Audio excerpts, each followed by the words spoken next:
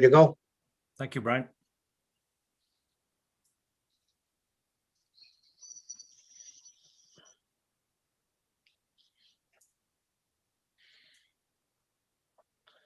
Okay, and we're live. Okay, I'd like to call the Asset Management Committee meeting to order on, this is Wednesday morning, June the 30th. Are there any additions or amendments to the agenda? Um, Joe, go ahead. Would it be possible to just discuss general road maintenance? I think Dave could address that under the capital projects update. Okay, Can I have a motion to adopt the agenda? I'll move it. I'll second it. Moved by Councillor Shala, seconded by Councillor Harper. Sorry, Brian, did you have anything to add to this agenda? yeah, I did actually. For some reason, I'm getting a duplicate when you speak, and then I hear it again. I've got to figure that out. But I do need to add a Castle Home agenda item. Is that under unfinished or new business? I think it's unfinished, Joe. Okay, Yes, under new business. okay, Oh, okay. under new business, okay. Hmm. Okay, I've added that in. Is there anything else? Okay, we already have a mover and a seconder. That was, in case you didn't get that, whoever's recording, it was moved by Councillor Shala and seconded by Councillor Harper. With the matters before us today, does anybody wish to disclose a pecuniary interest? There are none noted, so we can move on with unfinished business. And the first item on the agenda is the recreational vehicle travel trailer. And I guess Tracy, you're going to do the staff report on this? Yeah, I can speak to it. So as you may have noticed in the newspaper last week, and I know Mayor Duma had brought it to my attention too, and I was Madawaska Valley is also having, this issue plus a few other issues as well. They've put a big notice in there in the local newspaper just to advise everybody of what's permitted and what's not permitted. And I thought it was a great idea and something that, we could possibly consider too down the road if council wishes to go that route. But since June 2nd, there's been more travel trailers popping out throughout the municipality on vacant land and on lands as well that already have dwellings on them or other structures. And this creates like a little family trailer park, or it creates a problem as with the compliance of the zoning bylaw. Where's the sewage going? And with it being on vacant land, it creates the problem where they're not assessed. So we are actually losing assessment dollars in the fairness to other property owners that are paying full taxes to have their cottages or houses on the water or anywhere actually. So we've council had requested us to look further into it and come up with some alternatives. And in the report, I've provided the definitions between recreational vehicles, travel trailers, and camping establishments where that is a permitted use to have trailers in. And then the mobile homes is another definition that has been requested to be added to this report as well. So as you can see in the zoning bylaw and official plan, we have some provisions around where travel trailers and RVs are permitted. And I've included that as well in the zones. And camping establishment is the allowable place to have trailer parks and travel trailers in them. So the alternatives that council can consider is that there is a recreational vehicle travel trailer licensing bylaw that may be passed. This would allow staff to monitor and put down some restrictions on how like how they're going to do what they're going to do with the septic, and it just allows the residents of South Algonquin as well to have short-term travel trailers and RVs on their property, but still can be regulated through the bylaws, this bylaw. There is a process to this. Official plan amendment needs to be passed by the ministry, and a zoning bylaw amendment has to be passed as well, and both are required. Requirement for passing is under the Planning Act and are both appealable to the OLT. Another scenario that we could permit the use of the travel trailers without the recreational vehicle bylaw. Again, there would be official plan amendment and a zoning bylaw amendment would be required. And then we could just leave it as is and enforce, start enforcing as is. I don't know how council feels about it. One thing that we have to point out though is that any way we go with these alternatives, the current staffing would have to be considered, as we just don't have the staff or the resources to monitor or to enforce these bylaws. I'll put it back if any councilors have any questions on that report that was provided. Does anybody have any questions? I do. I think every person should be able to store maybe just one trailer for their own personal use for traveling around. I don't think that should be impacted, because if you've got a travel trailer or an enclosed trailer or something that you use to go and do your camping in a camping area, I think you should be allowed to store on your property just the one. Absolutely. I think any more than that is where we need to start looking. And also if people are planning to live in them and not just store them, I think that's the different scenario here. And we could be talking about a health issue with regards to, as I say, septic and wastewater, if they are not dealing with that correctly. But I think everybody should be at least allowed to store just one, rather than have to put it into a storage yard or something. I don't know how council feel about that. See that they are under the current bylaws, that is a permitted use. It's when they start using them as basically secondary dwelling units, when they have them all nicely set up with decks attached to them and not pulling them out. That's a hard to regulate with them. How do you know if they're storing them or if they're using them? But what we've seen is that you can clearly define some areas that they're set up for accessory structures or secondary dwelling units. Yes, if I can add, there's a whole list of different problems that are all related. Like some of these are on homes are on properties with existing homes as a second or a third bunkie type arrangement. There's other situations where I think they're being used as bed and breakfast or a B&B.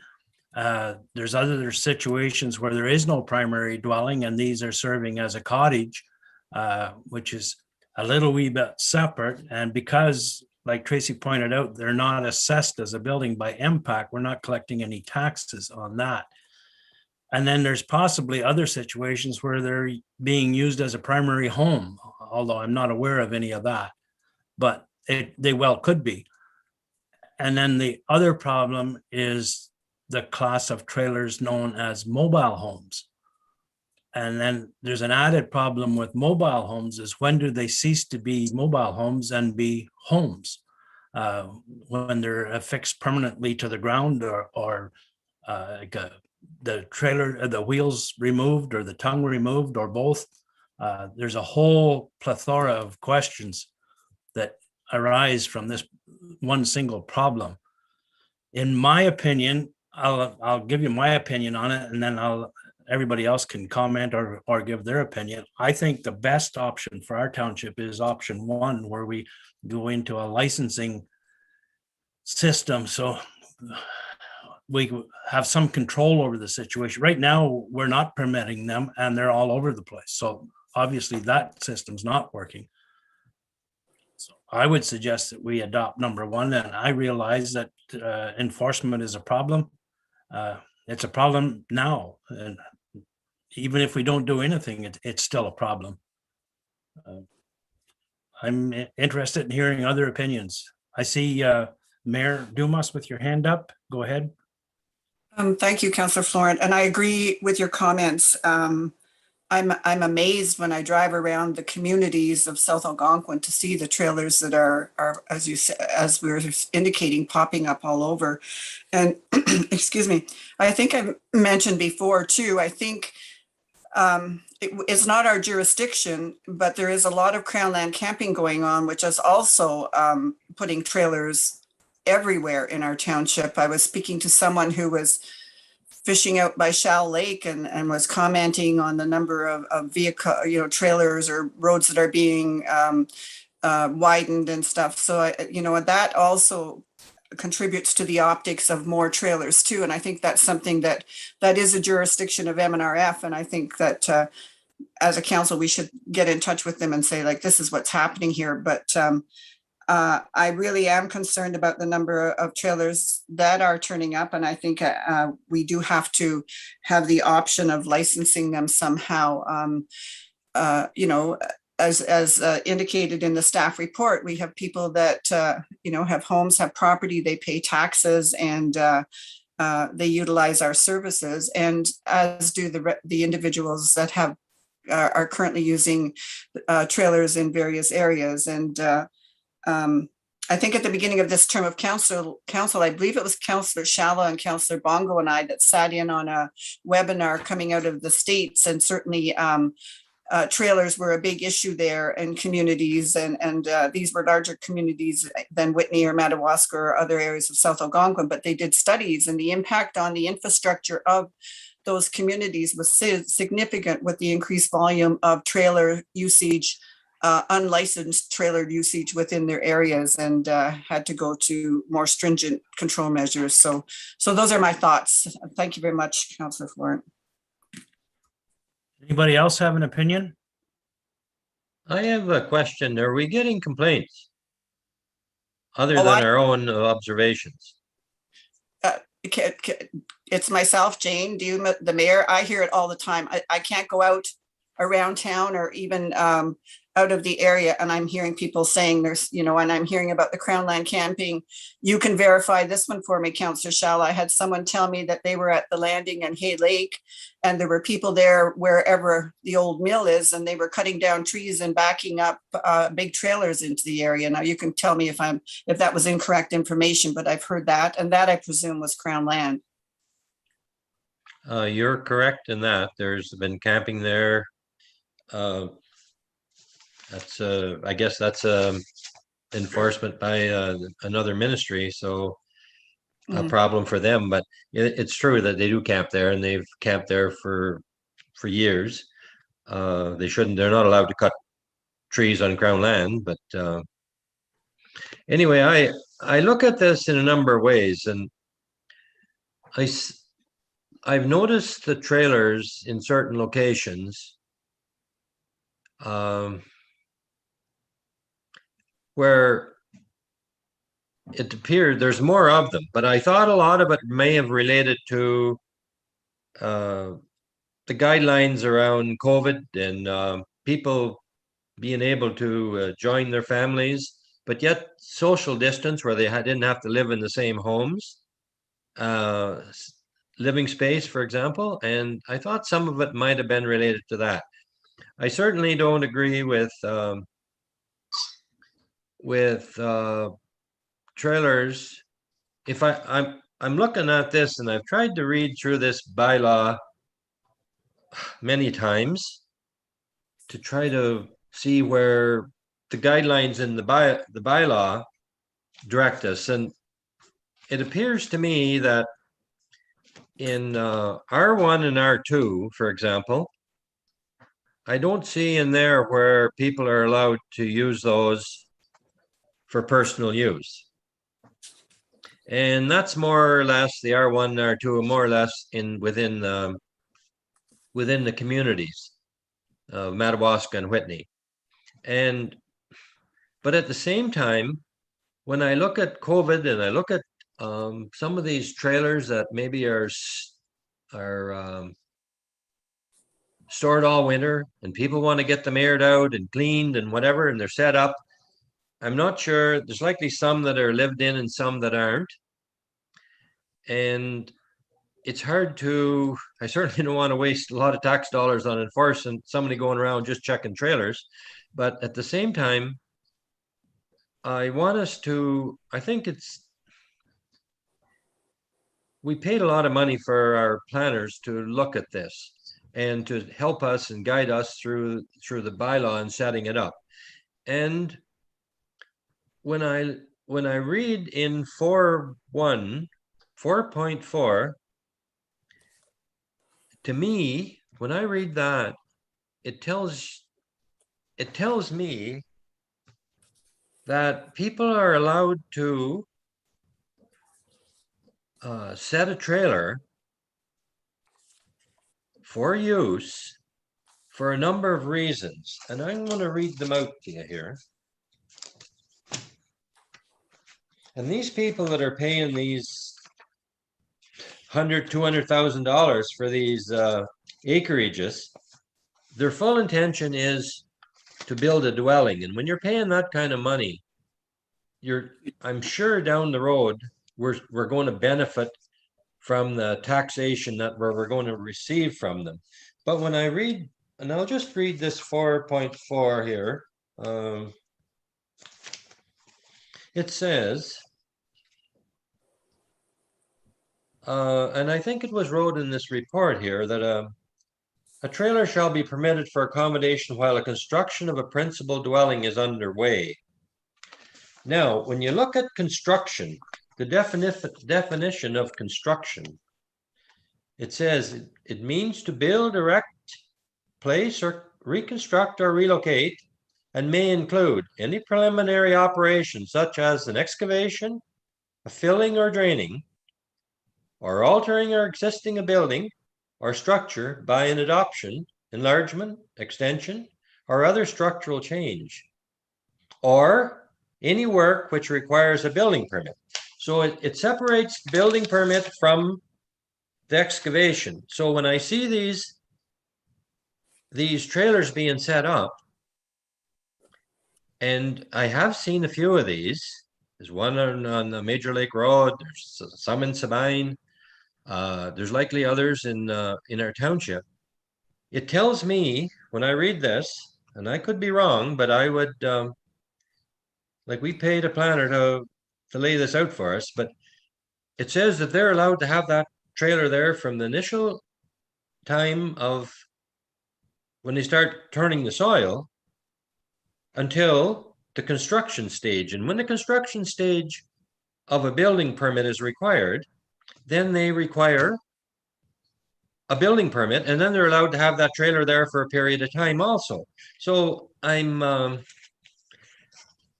and we talk about sewage, and I don't feel that in an R2 or R1 zone, we should have earth pit privies.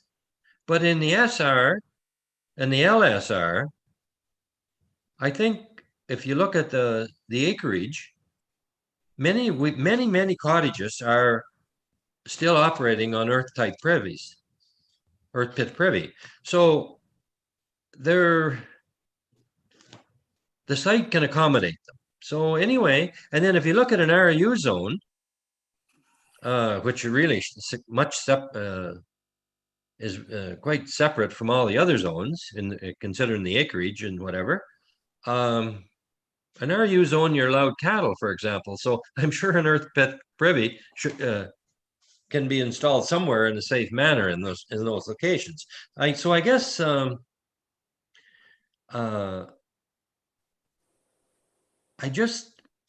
I think our bylaw, without spending a lot of money, if there are a couple of instances and locations in our communities, and I've heard it discussed over the last year at our council meetings,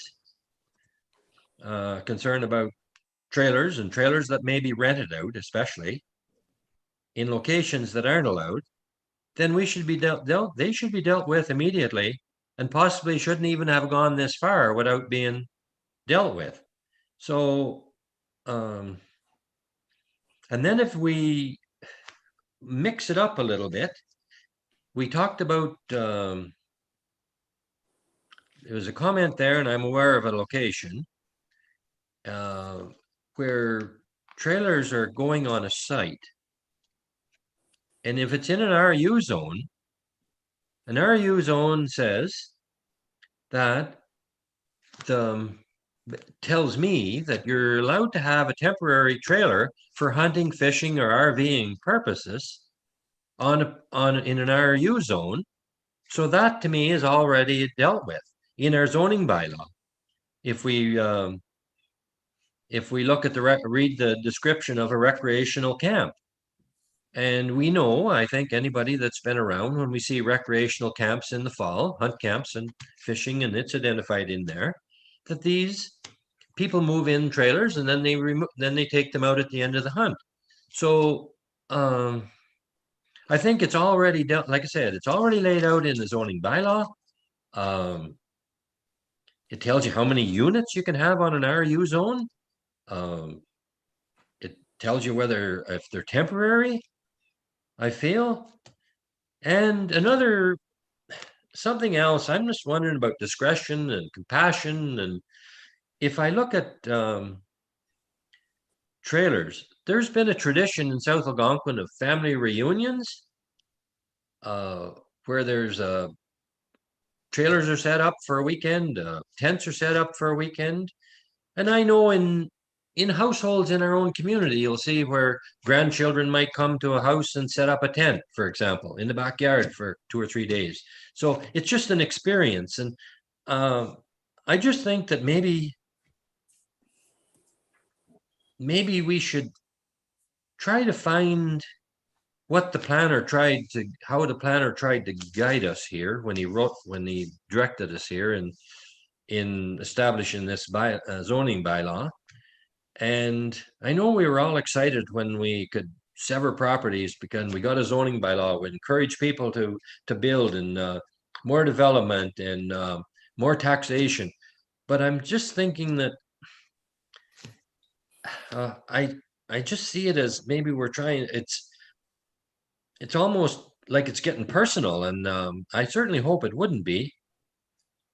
And I just think we should follow what's laid out in front of us and to the best ability that we have. And I was surprised, as a matter of fact, that when I read that we consulted with the planner and somewhere here, I thought, and that maybe he didn't pull out some of these points in there. But anyway, that's my thoughts. And if you have any questions to what I said, I'd certainly try and answer them. So, Richard, I don't think there's any problem with weekend campers or a reunion type thing with 4 or 5 units popping up over the weekend. We're not concerned about that. And we're also not concerned about anybody that's purchased a building permit. We all know that those are acceptable. We're not even concerned with those ones. We're concerned with properties that have a trailer on them for the last 4 or 5 years with no intention of building ever. And they probably don't have septic systems. And under the current system, we have no means of enforcing that. We're trying to fix that. And we're trying to fix the situations where there's one residential home, and one case now, I think there's 4 trailers in the backyard. Those are the situations that we're concerned about. And those are not addressed under the bylaw.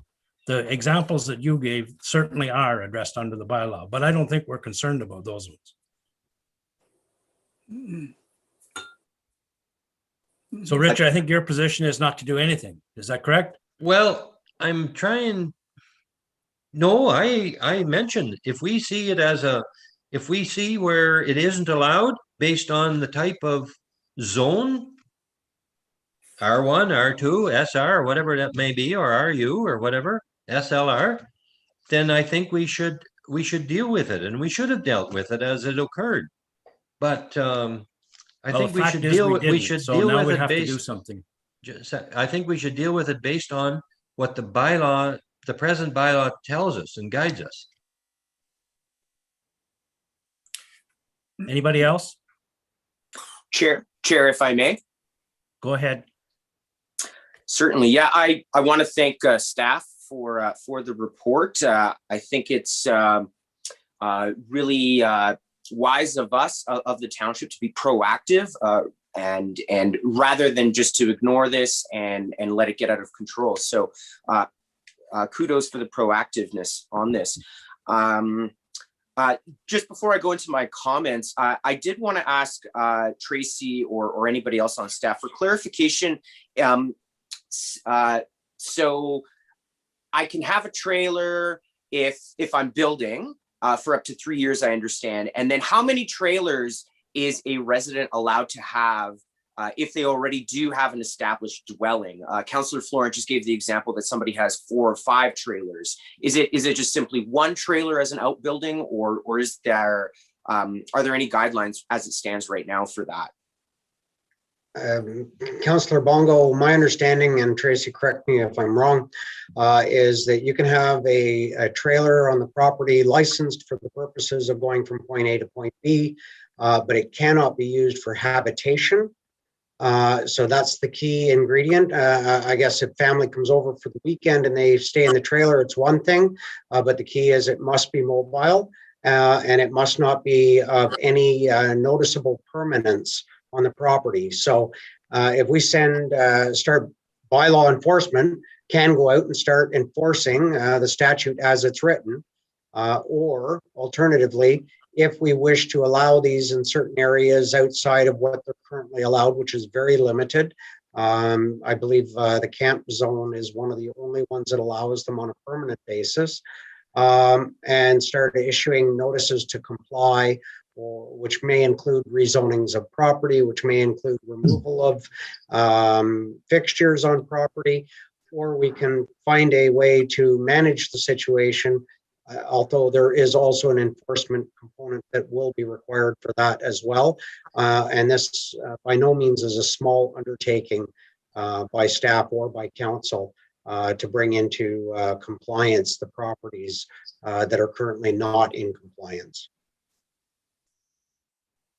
Okay, super. Yeah. No.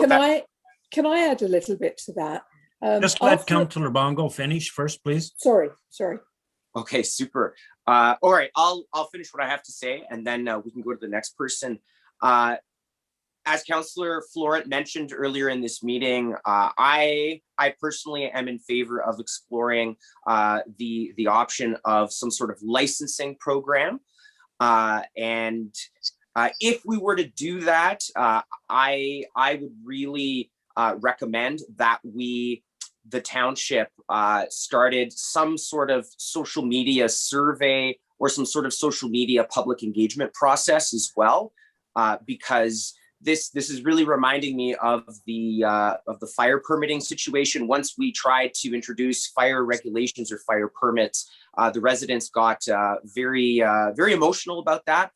And I could see this becoming a little bit of that same sort of public engagement process. So that is my recommendation personally. And we did pass a resolution to increase our digital media communication strategy. So if we do go forward with this idea of a licensing thing, I do recommend that we seriously consider that social media public engagement with regards to trailers. There's a few things that I think are creating this situation for us. Number one, we do have a housing crisis. There's a lack of housing availability here in the township, and employers need places for employees to stay. So that's why I think going ahead with a licensing system would be prudent, because I think it should be allowed to help ease the housing crisis that we're currently experiencing. Number two, of course, COVID has really pushed all of the urban dwellers to explore outdoor recreational opportunities. So all of a sudden, I think South Algonquin is on the map, and people want to come here and spend their recreation time here in an outdoor setting. And of course, there are people as well, because employment opportunities are very challenging here in the township.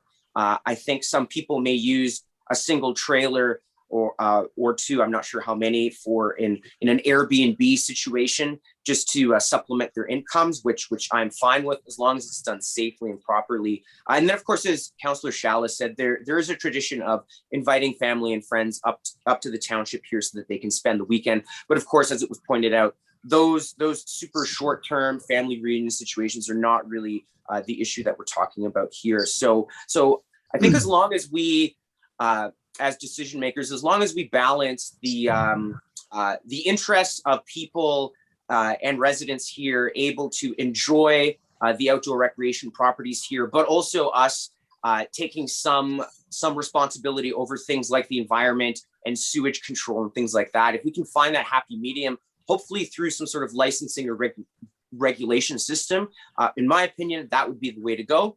And that's all for me. So whoever wants to go next can go ahead. Okay, Councillor Collins.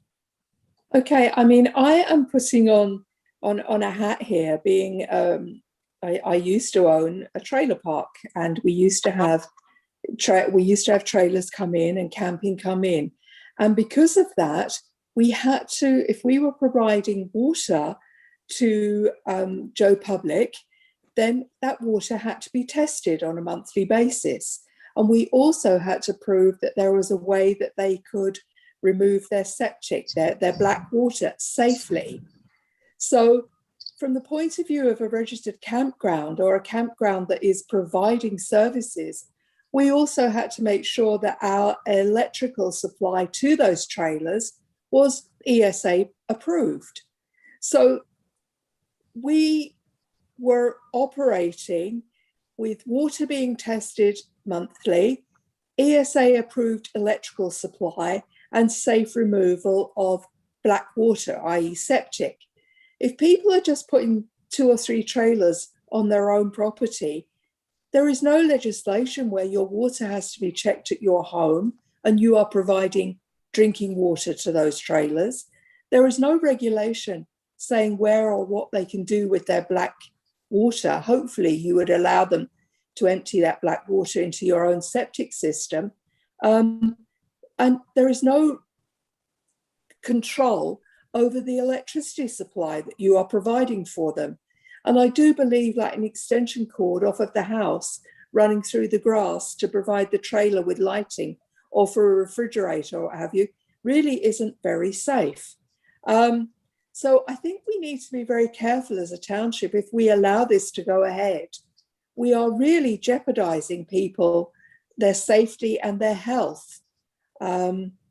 If this isn't monitored and this isn't controlled in some way, it just seems very, very wrong that we are allowing this where there is lots and lots of control over a camping area, a designated campground or camping zone. That's my thoughts here. I believe that I'm actually quite concerned about the black water going into the ground, especially they all want to be waterfront, and that will start seepage down. Our water table isn't very high here, and that will increase our coliform in our water courses, most definitely. Okay, that's my thoughts. Those are all good, valid points, Councillor Collins. Councillor Harper, I see you with your hand up. Yes, I agree. We've got to have some type of licensing system for these things, but along with the licensing system, how do we collect any type of taxes off these structures, these trailers they put in there? They are going to be using municipal facilities, I'm assuming, such as their waste disposal site. We have to get some type of money back from them, from the licensing system or whatever. My second one is sewage.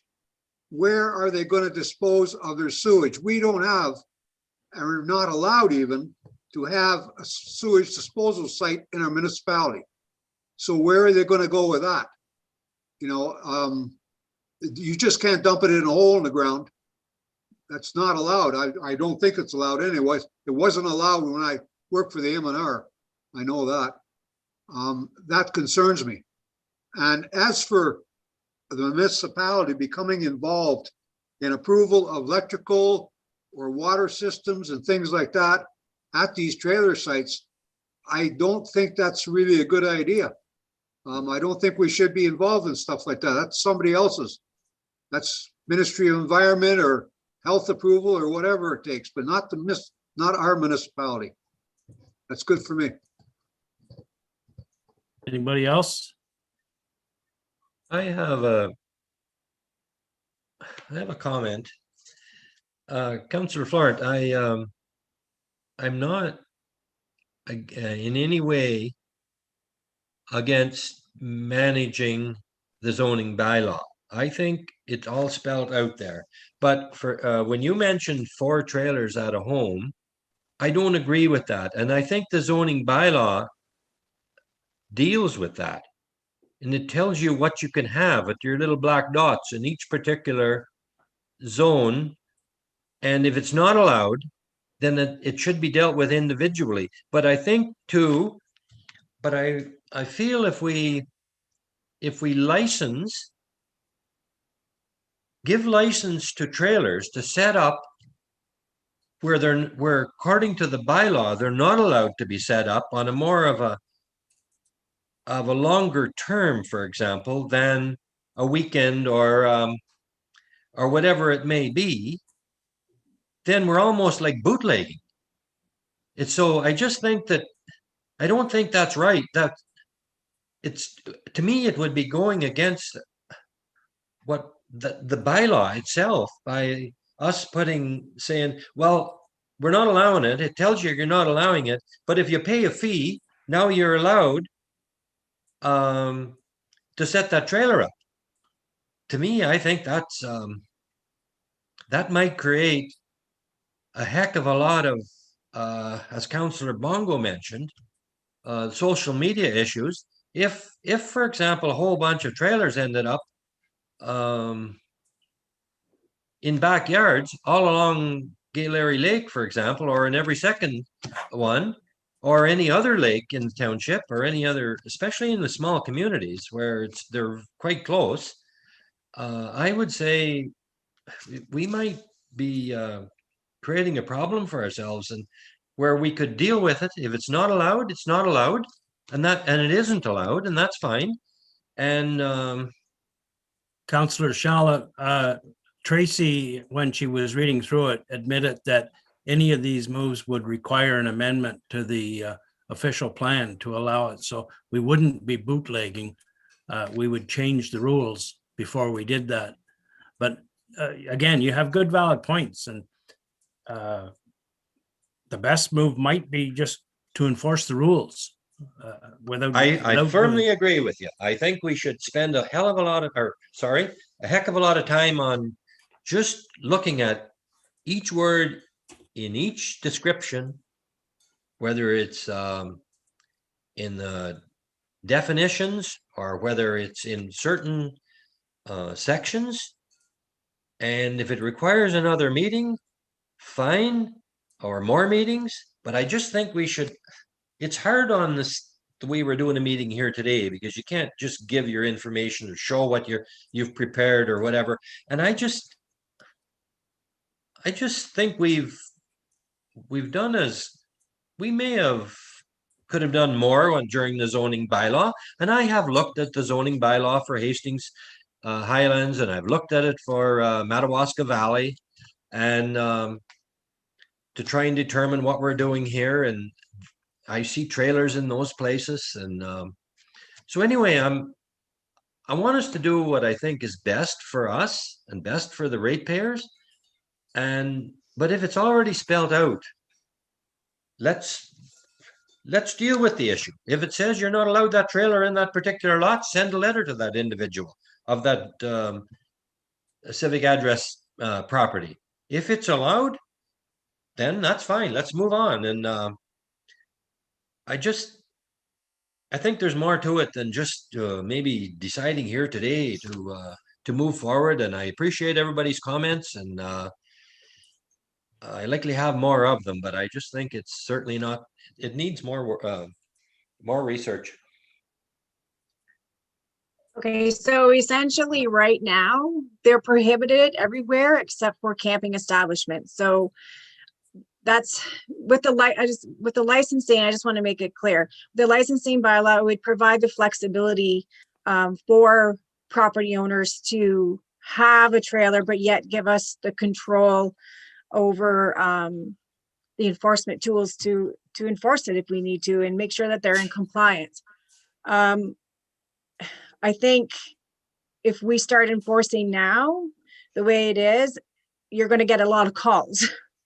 So I just want to put it out there that right now they're not prohibited. They're not allowed anywhere except for within the camping zones. If they're set up and clearly people are camping at them and staying at them.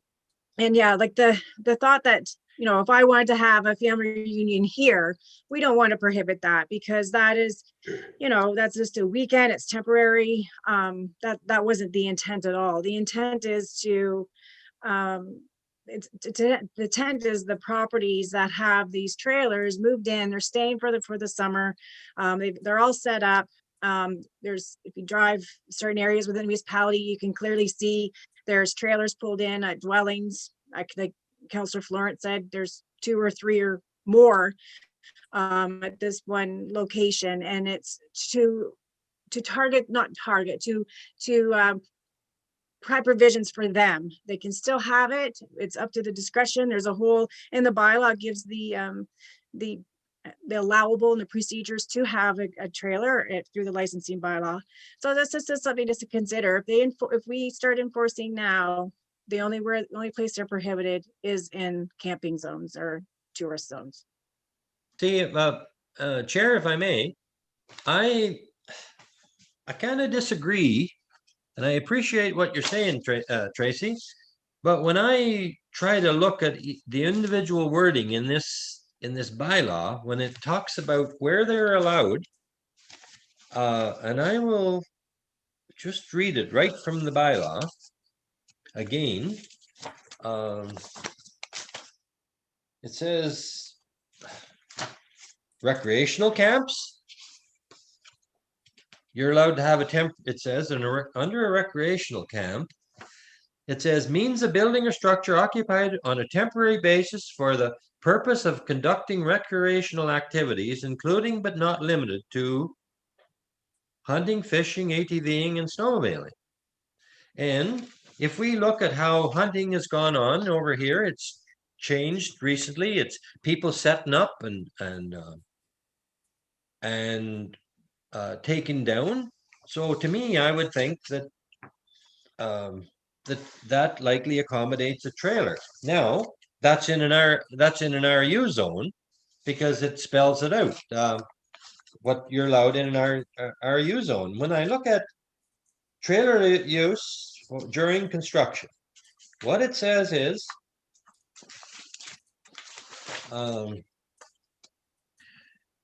shed, a construction trailer, a scaffold, or other building or structure incidental to construction is permitted in all zones within the township on a lot where construction is occurring, and only for as long as is necessary for the work in progress and until the work is completed and abandoned.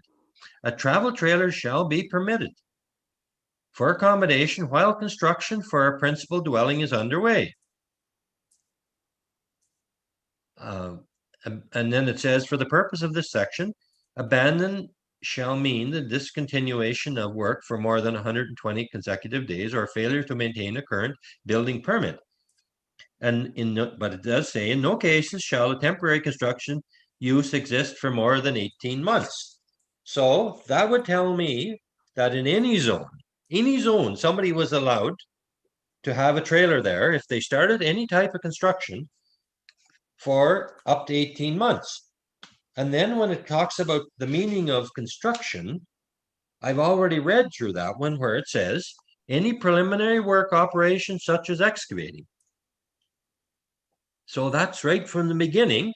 And then it talks about later on any work which requires a building permit. So I think it's all spelled out there. It's just that we have to me, I'm no lawyer, I'm not a planner, but I'm trying to do the best I can to represent the people that are out there using these and the people and the residents of our township. And I'm trying to understand it. And it might mean that we have a joint meeting with, I think it was Jamie Robinson, was it? When he was our lead in this zoning bylaw when it was prepared. So that maybe at another meeting we can discuss with him and he can answer our questions. And I don't know. I just, but at the same time, I think it's our bylaw spelled out that it tells us what you're allowed in each zone. So, and if we deal with it in that manner, then that's the way we move forward.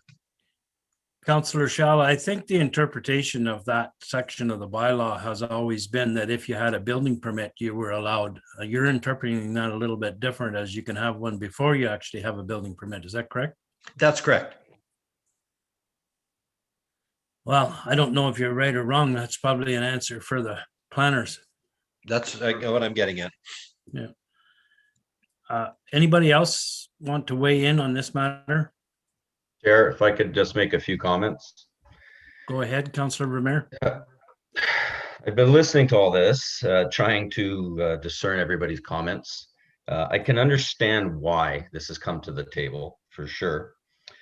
And just so everybody can be clear to me, South Algonquin does not have a dumping station for trailers. Is that correct? That's correct. Okay. So I have a trailer.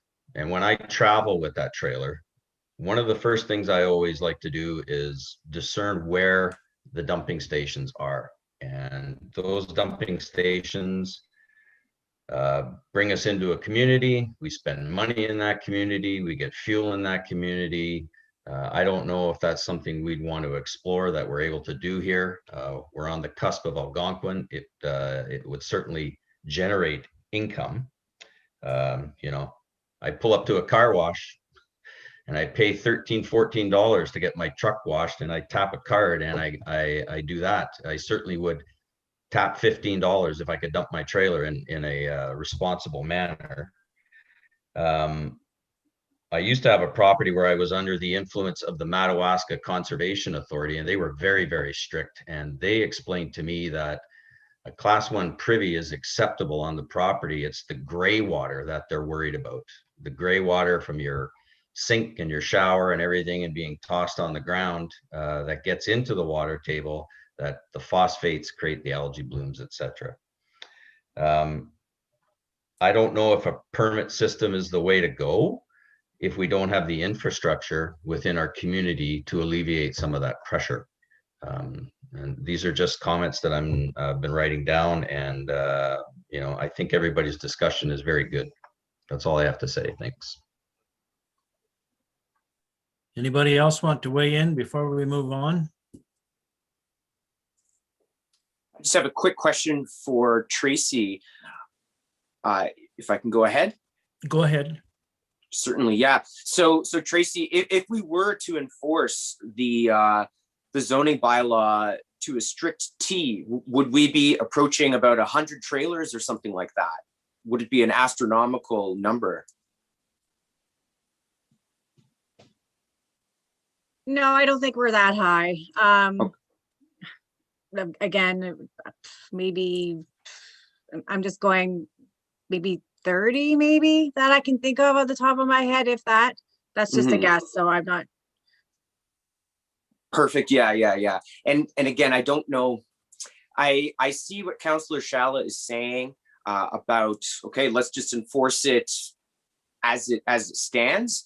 However, what I'm reflecting upon is we have to be cognizant of the South Algonquin lifestyle, and also the fact that, again, there is a housing crisis and people want to live here, people want to move here, but their options are far and few between. So the trailer lifestyle has really caught on, and I think that this is a case of us trying to catch up with the changing times.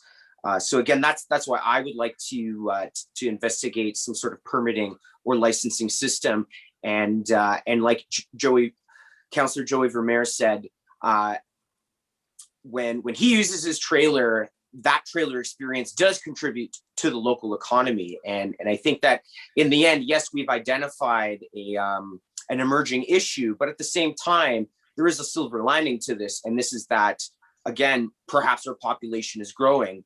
Perhaps this is a small indication of our economy also beginning to grow as well, due to this influx of trailer residents. And once again, as I mentioned earlier, some businesses use trailers to house their seasonal employees. So we really do have to be aware of that as well, because of course we do have a labor shortage in the area as well. And of course, I'm also, if we do direct staff to create a draft of some sort of licensing system, all of the fiscal impacts, if they could be included in there, as well as what the human power or staff hours that will be needed in order to enforce and investigate this licensing and regulation system, on top of the public engagement system that I personally think will be very necessary if we were to go that way. And that's all that I'm going to say. I can make one comment quickly, Joe. Go ahead, Councillor. I fully agree that we should be managing our waste appropriately. But I don't think we should be allowing structures of in places that they're not allowed because it's not complying with the bylaw. It's all about the bylaw. And if the bylaw allows for it, then the waste should be managed accordingly. And I fully agree that we should manage it. And but if the bylaw says you're not allowed to have that unit in a particular location, then unless it's in on a temporary basis for the construction or whatever it may be, then we got to follow what we paid a planner to prepare for us. But we should manage the waste, and I feel for any industry that's trying to get labor to manage their seasonal employees. But there's a good chance that I see some of these, one of them that's likely putting his waste directly into a septic tank. But if the trailer is not allowed to be there in a particular location, then the trailer should be moved. That's all I'm going to say. I'm just going to address Councillor Vermeer's suggestion about the waste disposal site. I think most of the trailers that we're talking about today aren't able to go to the waste disposal site. I think we're talking of trailers that are set up on a more permanent basis and how they are getting rid of their waste.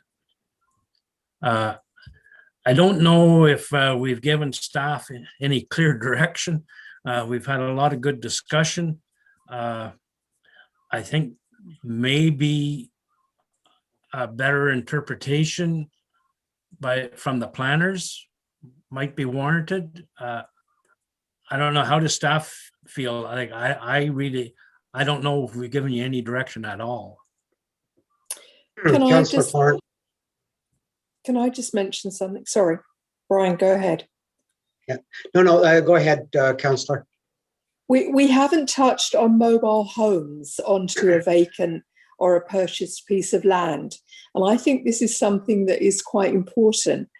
A mobile home, or if you buy a lot of land and you put a mobile home on it, you are, for all intents and purposes, putting up a small cottage. And because of that, you have to have an electrical supply, a water supply, and you need a septic system. And I think mobile homes are a different category completely to travel trailers. And I think we should have a different area in our planning and our zoning for a mobile home. And I personally believe that they would be the answer to our housing crisis. A mini home or a mobile home onto a site with an electrical supply, with a septic system and a well is as good as having a small cottage there. And I know from personal experience, the one that we actually purchased from Northlander, it actually came in complete. It was 4-season. It had a furnace. It had AC. It had everything that a small cottage would have. And I think we should be allowing those if people want to put them onto a purchased lot of land. But I think travel trailers is a completely different issue. And personally, I'm so concerned about what they're doing with their septic and their waste. That's the worry for me, most definitely. Okay, sorry, Brian, interjecting there. That's quite fine, Councillor Collins.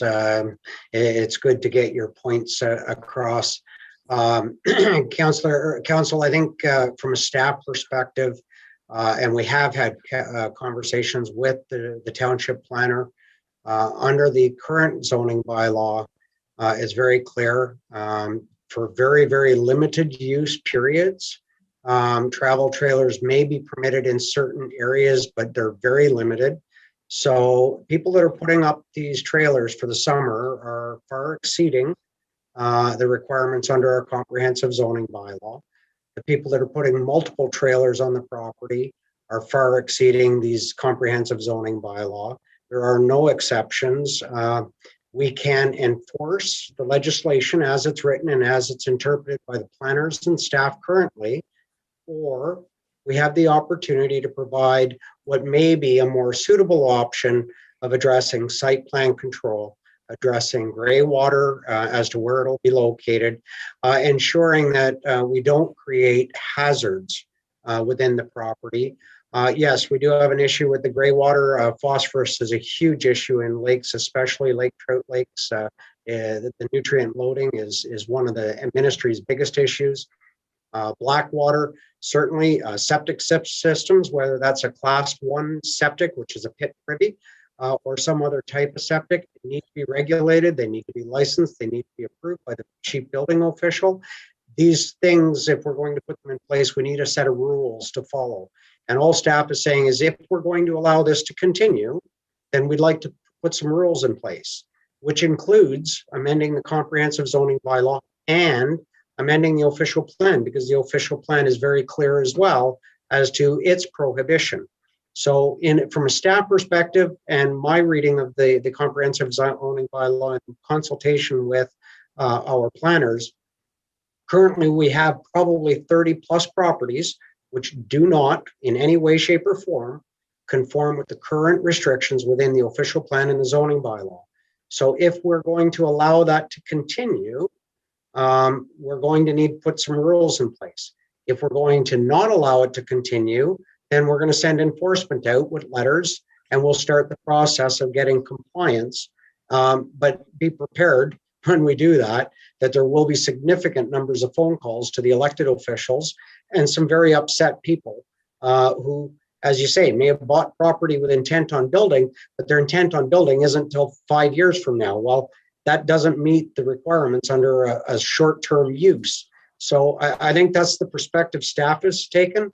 And I think from conversations I've had with this council since I've come on board, there's been a desire to look at the option of a permitting system. So we thought we'd go and do some homework and bring it back to kind of put forward the options that are available for council.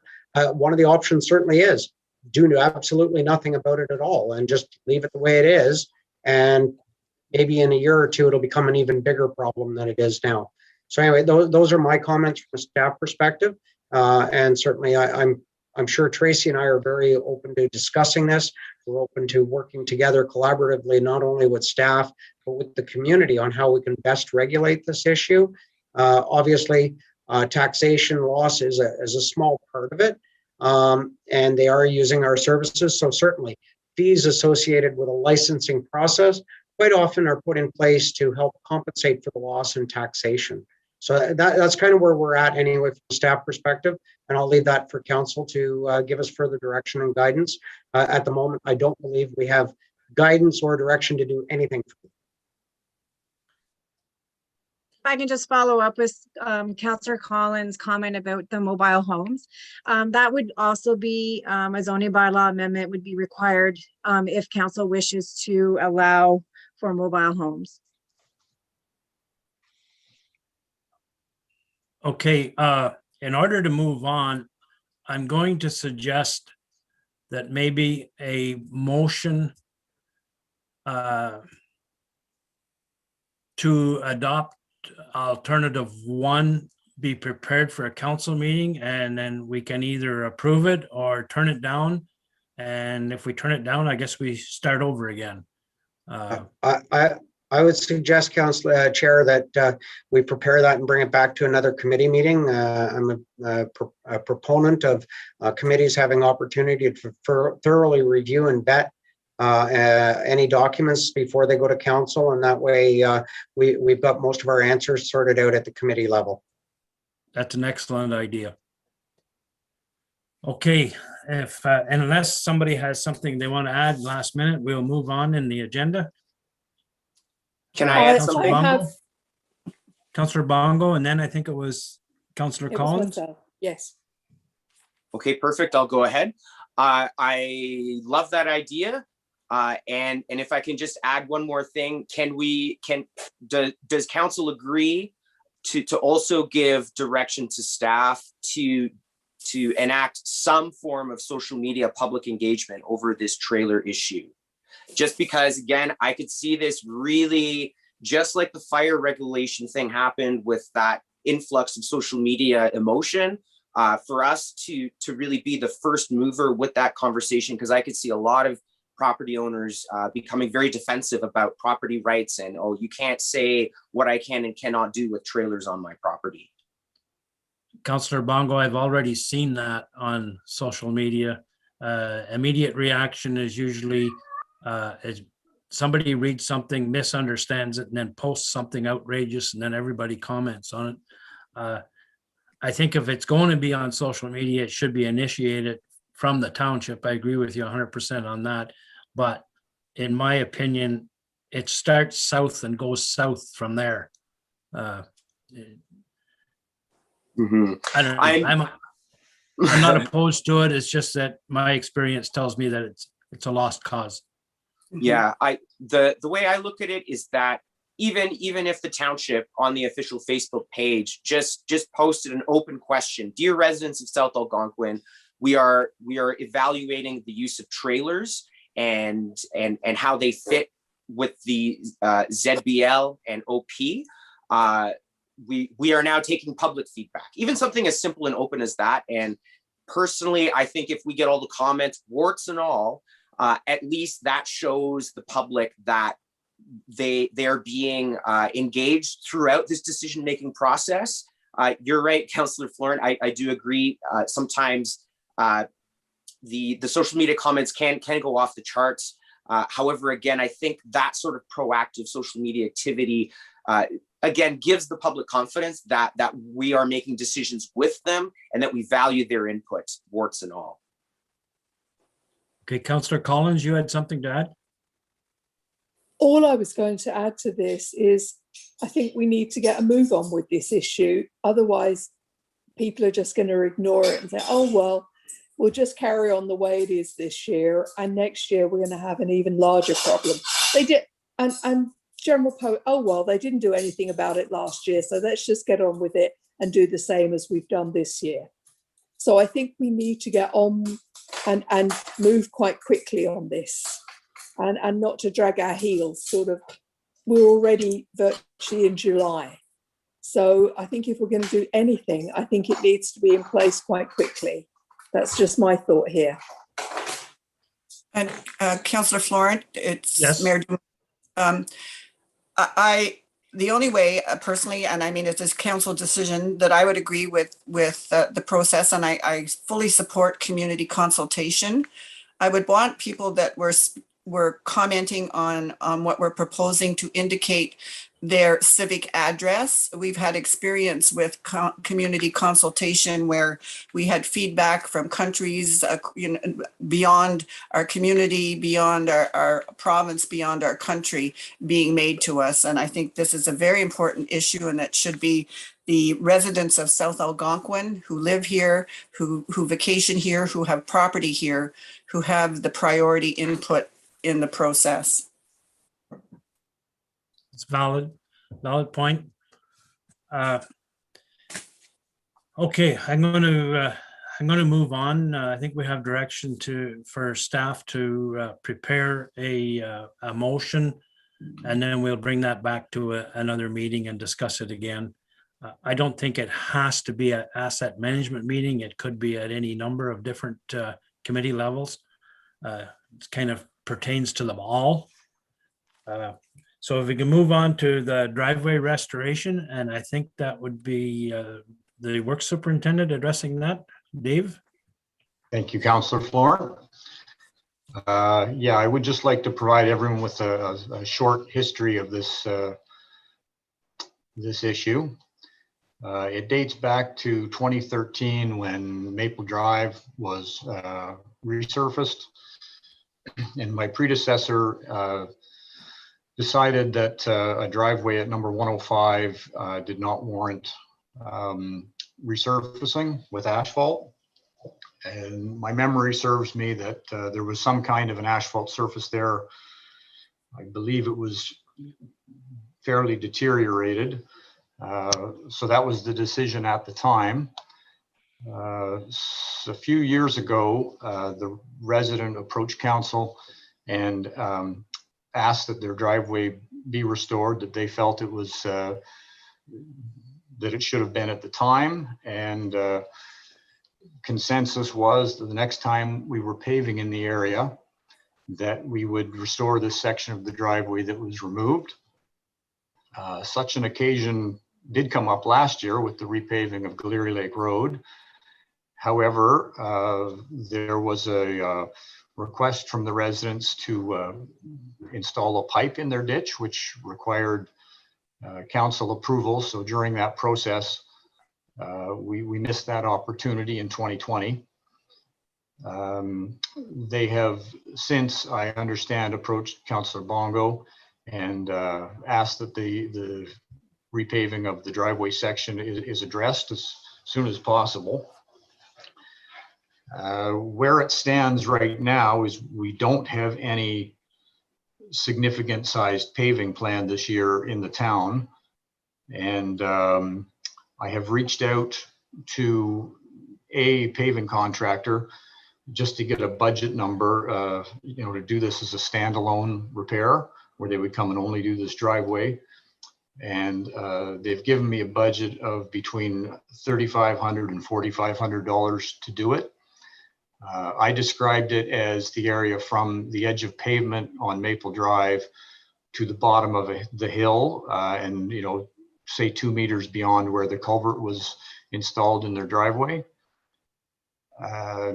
I still have concerns about drainage at this property, in that when the driveway is repaved, it will speed up the water coming down the hill to the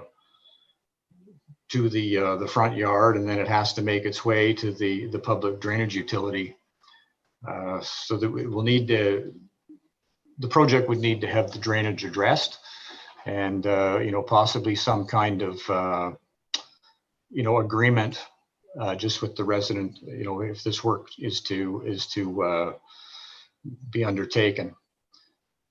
So that's where it sits, and I would open up to comment and discussion.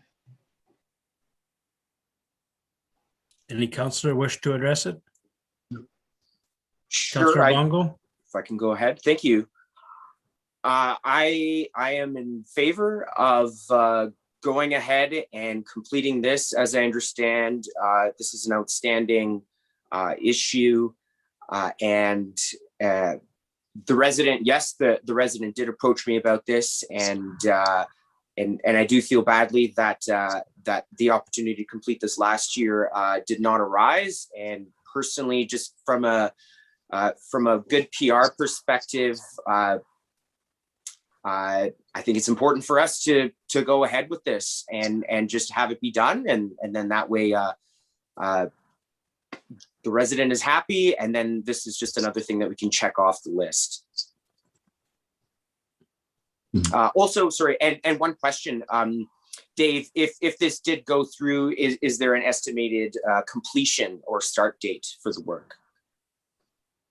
Well, the first thing would be to likely compose an agreement that it will be done under.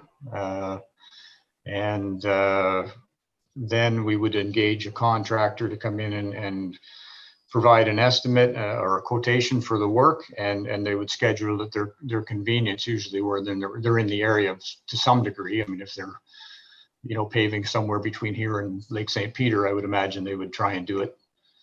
But, you know, certainly this season. Certainly. Okay. Well, like I said, I'm totally in favor of us initiating the process right away so that the contractor can be confirmed, the start date can be confirmed, and as well as the completion date. I do realize that there is a fiscal impact to this, but like I said, I think the outstanding nature of the project does warrant us to take action. I'm not sure if the chair wants to confirm the direction or if any other members of council wish to comment on this. My only caution would be that we have an agreement in writing before we proceed, absolving township of any water problems that would occur because of paving the driveway. I agree with Dave that once you pave it, the water's going to go down the driveway in a more speedy. It's going to travel a lot faster than if it was gravel. So I would just like the council to be protected from fixing it again next year or being liable for water damage to the property. Does anybody else have anything to add? I have a comment, and I don't know if it's exactly as mentioned here, but in all fairness to Dave, the year before the reconstruction of Maple Drive, the work superintendent at the time decided that he would change some of the culverts to speed up the process for the following year. And that driveway was one of them that was had a new culvert installed. And the hard surface that was there, because I was friends with the people that built the place and put the hard surface down there prior to the present owners. But anyway, so I'm well aware of what the driveway was like. And in the year the construction was on, and Dave worked for us as a consultant contractor administrator, there was a slip up, I would say, on the way things went, and it was just sort of overlooked. It never got completed at the time, is the way I seen it, and or the way I see it yet today. And shortly afterwards, I believe the present individual sent us a letter, and council agreed at that time that would be repaved during the next phase of paving in our community. But I think there was one or two pavings that went on within the community, and it never got done. So it basically got overlooked. So anyway, I think I agree that it should go on. I was certainly hoping that it would have got done for financial reasons, possibly cost saving when there was a construction in the area. But if the councillor Ferrari agrees that that's the way forward, and council agrees, then that's fine with me. I'll support it. But that's how I see it. I think there was a letter on file quite a while ago, and I don't have the date, but someone does, and that we were going to do this. So let's get on with it, move forward, and I would hope that between the work superintendent and the resident, and if the counselor wants to get involved, and they look at it and meet there, and as to, I think you can direct the water with the excavation of the driveway prior to being completed, possibly slope it so that it runs more to the north. Because like I said, I'm quite familiar with the property, and I think you could get the water to eventually end up where you want it without going in an opposite direction. That's all I have to say. Thanks. Anybody else? Okay, Dave, I think you have direction to proceed with that. Okay.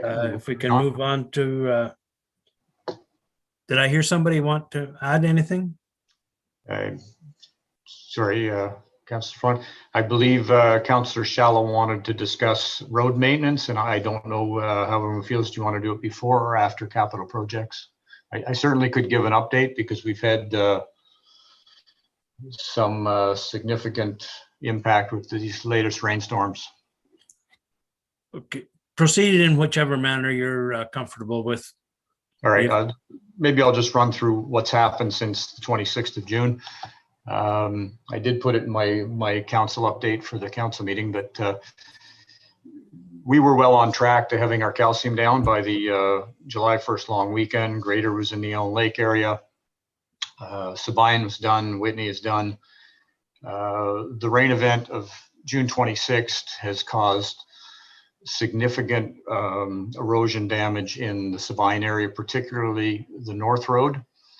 So on Monday, we were out and ended up putting 6 loads of gravel in a couple of really deep ruts. We've probably got, well, just about every road needs regraded in spots. So we've worked out of the North Road. We've worked on Henry Colgan, and then we're progressing to the South Road, Mackenzie Main Line. Last night, another heavy rain hit the Mackenzie Lake area again.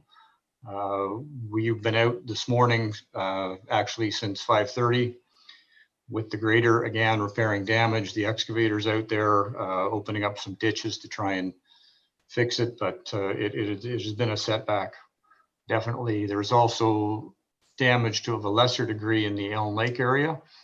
But we've been running the grader as much as we possibly can to try and fix all these areas. We've coned the ones that need to be coned. Yeah, we're hoping we don't get a lot more rain like that. We did need rain, but not all at once. So that's where things are at the moment.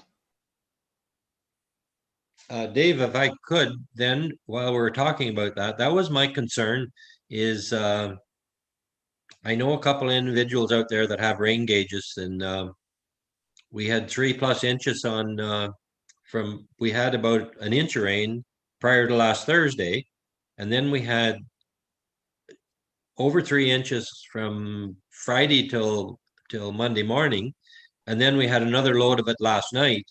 And in my backyard, I have a gauge, and we got 2 inches here since Monday. So anyway, I just think that, and I've noticed, I was around most of the roads there yesterday, and I seen a lot of hazards in a way that of cross drainage and washouts along the edge of the road. So, and I did notice the 3 vehicles, 2 of them earlier in the Monday morning doing a road check, which was excellent, and another one later in the day, likely dealing with some of the issues. So anyway, I appreciate it, but I was just wondering if the grader is going to be getting around most of those roads, and good job on the calcium, but it seems that the nice smooth roads, they aren't that way anymore. So anyway, thanks for whatever you can do, and that was, I think you've answered my question. If the grader's out there and he's going to be going around all the roads, which I hope, because I also know on Pasqua Lake Road where going up towards the tower, or where the hydro line crosses there, it's eroding on the side of the road also, and there's some rougher spots that I think could be touched up, and then once they firm up again, when the calcium starts to work again and everything dries out and they're packed, I think we'll have a much better road for the whole summer. Thanks. Just reassure you that we are putting in extra hours. I was out at 4:30 to tour all the roads in Sabine on Monday morning, and it's widespread. So we could use 3 graders at the moment, but we will put the extra hours in to catch up as quick as we can. Thank you very much. Okay, Dave, if you can carry on with the capital project status. Sure. So I'll just kind of, I did put it in my council update, but I'm just going to run through it in the same order. I don't know if people have had a chance to look at it from the package. So Macaulay Lake Road is almost complete. We've probably got about another week's worth of work in there. We have 3 pipes to change. It's significant improvement. I don't know if anyone's had a chance to be up in Macaulay Lake Road, but we did have a plow truck go over there a number of years ago, and those kind of problems have been taken care of, and we're starting to get some very positive feedback from the local residents. So I think it's going to help us reduce maintenance in the area. It's been a good job, but should be kind of another after next week, providing there's no more erosion damage. We should be moving out of there and heading towards Shields Road. It will also, that work will coincide with the Allen Lake Road repair from the Beaver Dam washout last season. Just working with the contractor that has been engaged in their schedule. So we'd be able to either take care of the Allen Lake Road washout on the way into Shields Road, or we would move back out depending on which day they decide to get there. The other sort of significant things going on is the Erie Trestle tender closed on the 24th, and the bids are significantly over budget. So I've been working with the engineer. I did have some questions about their material choices when they put the tender together, and they are now looking at some redesign and some more local type of wood sources that should be a lot more economical, and they're working with the bidders to determine a viable solution to go forward. And I hope to have some positive news for you by the council meeting, and we'll get that around to you. They had, provided us with a budget every year that they've done the OSMs, and the bids came in well over that. So I think we do have room to get it down in our range, and I'm just waiting for that information. We have determined a successful engineering proposal for the Hay Lake Road reconstruction proposed work, and it's within our budget, and they intend on beginning the survey work probably next week or the week after. The roads needs study, we received 3 proposals, and there's 2 that we're determining which would be best suit our needs. They're very similar, and the prices are also very similar, and I should be able to work through that probably after next week. I think we'd be able to get that underway. I've had discussions with them about the sign study and how they go about that. So there is some options I can share with you, because Councillor Shala had expressed some concern about some of the curves not being signed, and they do have a way to go in and measure those curves and then complete the sign warrant. So that, along with a traffic study, I think will be some great information for us to help us put our asset management plan into probably into a little more compliant status than it has been. Little update on the branding plan signs. The contractor is been working on getting us proofs for the regulatory parts. I'm not sure if everyone is really familiar with that part, but the branding plans, the ones that we all know about, have been proofed and they're all ready to go. But there's the no camping and the wording at the boat launch and some of the symbols they're working on. So I hope to have them back shortly. I think he's been getting busy or something, but he has also been working on getting us some information on the MTO permit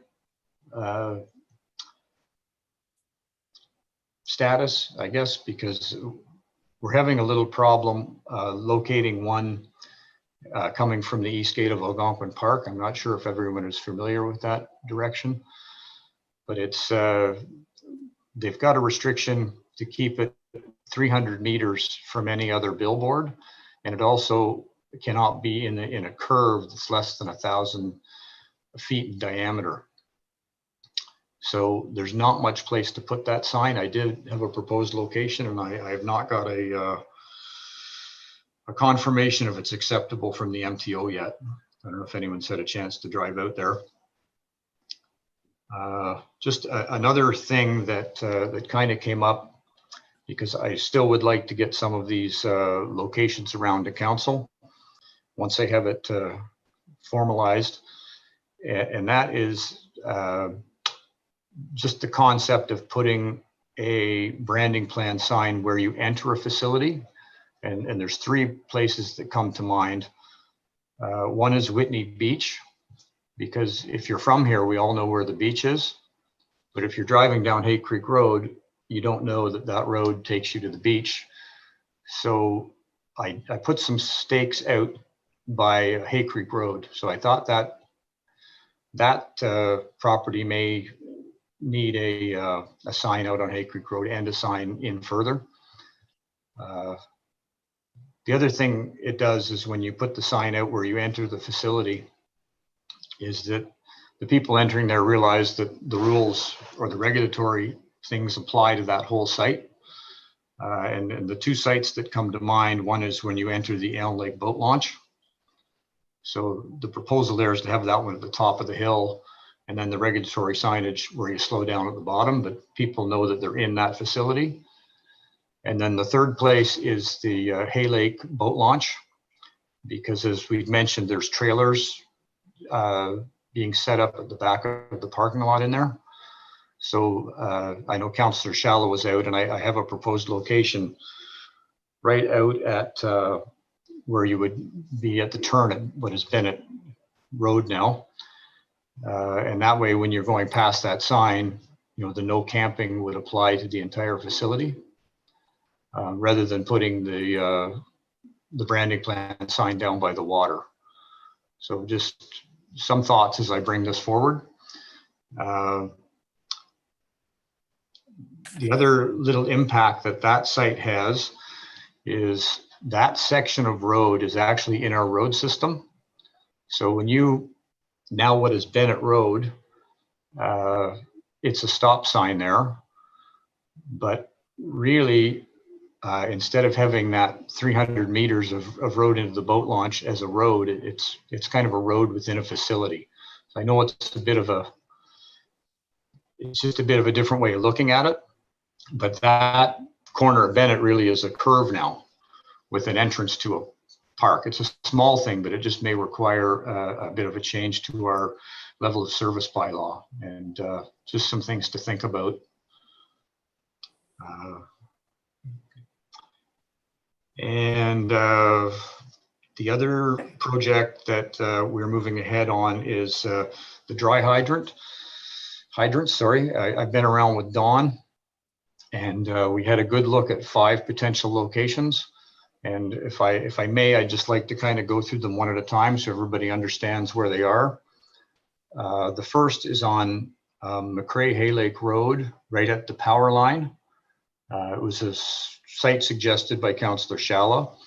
And it's an excellent place that's already cleared right along the tree line. And I've taken pictures. They're going to be forwarded to the M&R. I think we could get a hydrant in there. It would be easy to maintain for the plows. And it's already a good gravel surface a lot of the way in. The second location we looked at was the Moores Creek Bridge down on the North Mackenzie Lake Road. And the proposed location would be just off to the right of the boat ramp. There'd be a little area created there. It's easy to plow. There's sufficient depth to get the pipe out in the lake. The third site that we looked at was Lyle Lake, or Cross Lake, I'm sorry, down at the boat ramp. Don thought that was an area that didn't possibly doesn't have very good coverage. There's a few problems with that location in that we don't plow that road in the winter. But there is a number of houses in past it on that private road. And then there's also a number of houses at that extreme end of the township.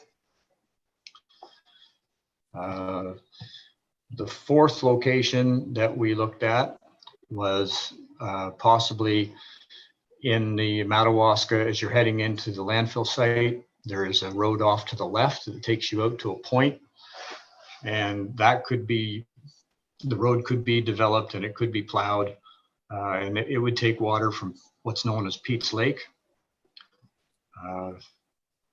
There are, depending on the status of that property, yeah, I'm not quite sure where permission lies at the moment, because that would be part of that entire site that we're still waiting to get word on from Service Ontario. And then the fifth location that we talked about but did not visit would be one down at the Allen Lake Dam. So that we already basically plow that now, but the idea would be to the right of the dam. And that would cover Gaffney Road, North Allen Lake Road, Allen Lake, Moonlight Bay. So what the M&R has asked me to do is send them mapping, just identifying the sites, and then they would start the approval process. Whether we have enough money to build all 5 or not this year would have to be determined after, but we could prioritize among those sites, and I would just like to open it up if any councillors have any input on that. Dave, just the landfill site at Madawaska at Pete's Lake, that's not valid, because the water level in that lake goes down the corresponding amount as the river does. So you would have to have the pipe out in the middle of the lake. I don't know how you're going to do that. Yeah. It was pretty low when we went in there, but it looked like there was depth. I've been out in a canoe in that lake. It's possible. You'd have to go down about 15 feet to get out deep enough. Straight down. Can I just add something to that? That particular site is where a couple of trailers have in the past camped up for the summer. And I noticed that the no camping or no overnight camping sign has been removed. Can you have a look and see if that can be put back, if you're even considering this site? Because they would be very much in the way. And I think that no camping signs should be replaced as well. Thank you. Absolutely right. The no camping signs have actually been disappearing at quite a rate. So we've ordered several more. That would add about 200 or 300 meters to our winter maintenance for plowing and that too. Madawaska is a difficult place in general to come up with a location. So the other idea that Don has was just an expanded cistern system. I realized that one is not ideal. All of Bark Lake goes down 15 or 20 feet at times. So yeah, the other thing, it's the most remote area in the township with no houses.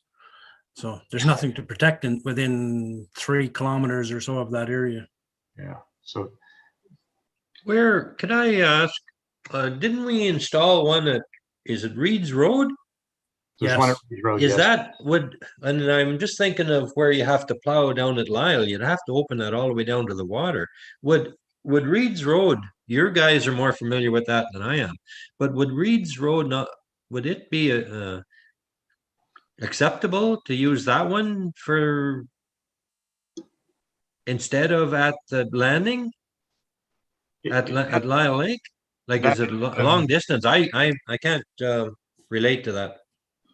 It's a long way from Reed's Road to the south end of the township down 523, but you know, Reed's Road has been the spot that we've been using for a number of years. It's quite a distance, though, if you take that drive.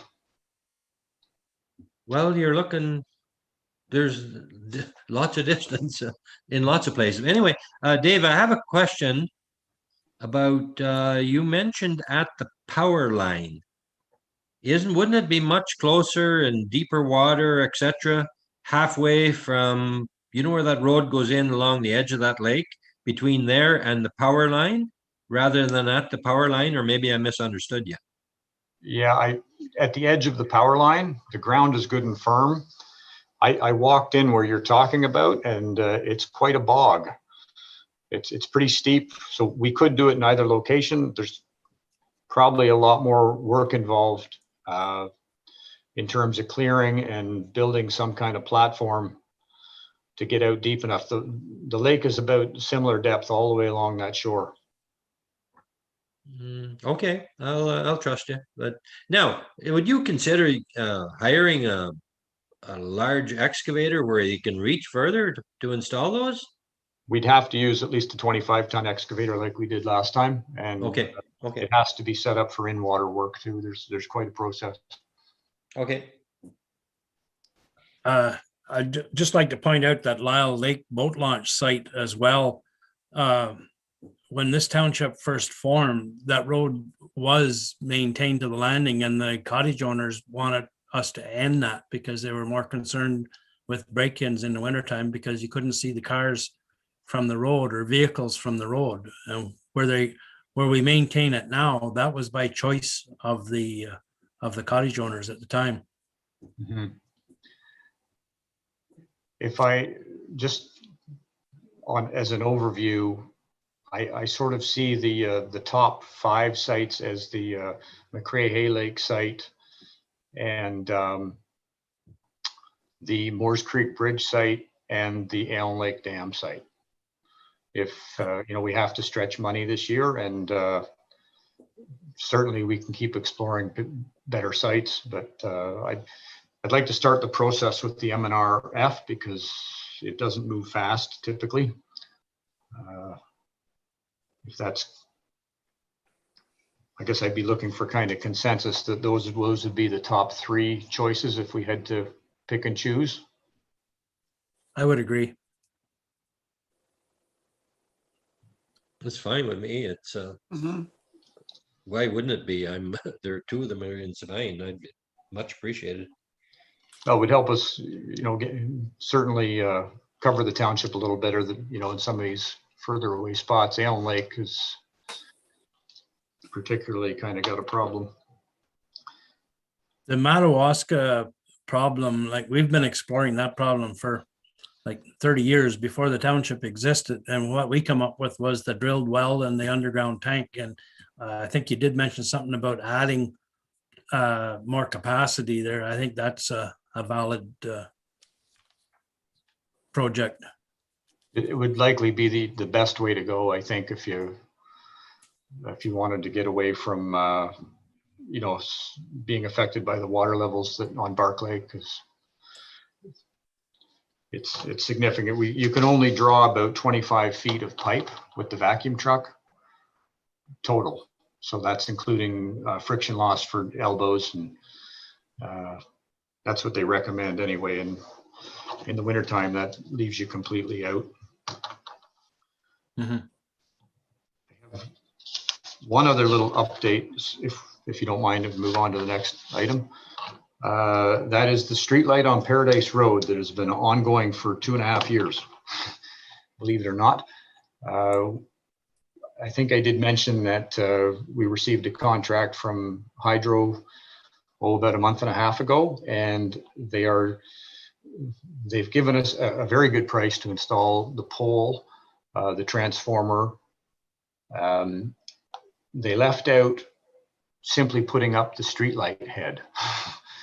So we've worked through that last little detail, and it is going to go ahead now. I don't have a start date, but we have a contract in place, and I've been in contact with them. It revolves around the ESA approval, because Hydro does our work. And typically the ESA approval is initiated by the contractor. And since there is no contractor, we just had to work out how to deal with that, but it is solved, and we hope to see some action on it shortly. Thank you, Dave, for your persistence. Okay, Dave, does that complete your presentation on capital projects? Yes, it does. Okay, if we can move on to new business then. And the first thing on the agenda is the pedestrian walkway at the Elm Lake Bridge / dam. Okay, I can give you a quick history on this one. So last year, there was some concern about pedestrians brought to our attention from local residents about pedestrians walking across the dam. I guess people are out walking or bicycling a little more now than they used to, and certainly with the new pavement, it's probably lending itself to it more, but it's a single lane road across a dam, which is a bit unique. On the right-hand side, when you're going in, is all of the lifting gear for the M&R to lift their logs. And on the left-hand side is a guardrail and then down to the river. So because we've been talking to the MNRF about what's happening at the dam here in Gallery off and on, I brought it to their attention, and they said in other townships, they have done pedestrian catwalks along the side of the dam. So it's a possibility that a catwalk could be added to the left-hand side when you're going in to give pedestrians a way across, away from traffic. They said for them to include it in their work plans, it could not go in this year, but it could be addressed as a possible project in 2022. So I think they'd be looking for some kind of request from the township if this is something the township would be interested in getting involved in. And explain who would be paying for that, Dave. Well, that is the question. I guess if the request went to the M&R that they provide the walkway, they would have to budget for it and weigh it along with their other projects. So it would be up to council whether council wanted to be involved or not involved. It's new business, so I thought I would bring it up for discussion. Dave, it's Joe Vermeer. Is it necessary for council to be involved, or could this just be handled by administrative staff in correlation with the MNRF? As long as we're not paying for it, it's their dam. I think it would be, a request, some kind of formal request, and I would obviously look at Brian's expertise here, how to approach this, but some kind of formal request from the township would probably help them, take that to their process, and they would need to, if it goes to them in writing, they would address it, either accept it or deny it, or ask for a shared project or something of that nature. Well, in your preliminary discussions, what's been their mood? They said their work plans are finished for 2021, and any new projects would have to go to their 2022 budget, and they start to set that in later this year, so in the fall. So they would, if there's a request for a project in, it would go in and then they would assess it. Okay, because it is a safety concern for sure. And I noticed even the boom protector has been disengaged on the lake as well at the dam. That happens from time to time. They usually get around to fix them. Mhm. But, I mean, I certainly don't have the authority to request a project, but you know, if council thinks this is something they should look at, then, you know, staff could compose a letter requesting it. I don't see any harm in a letter, as long as they're gonna pay for it.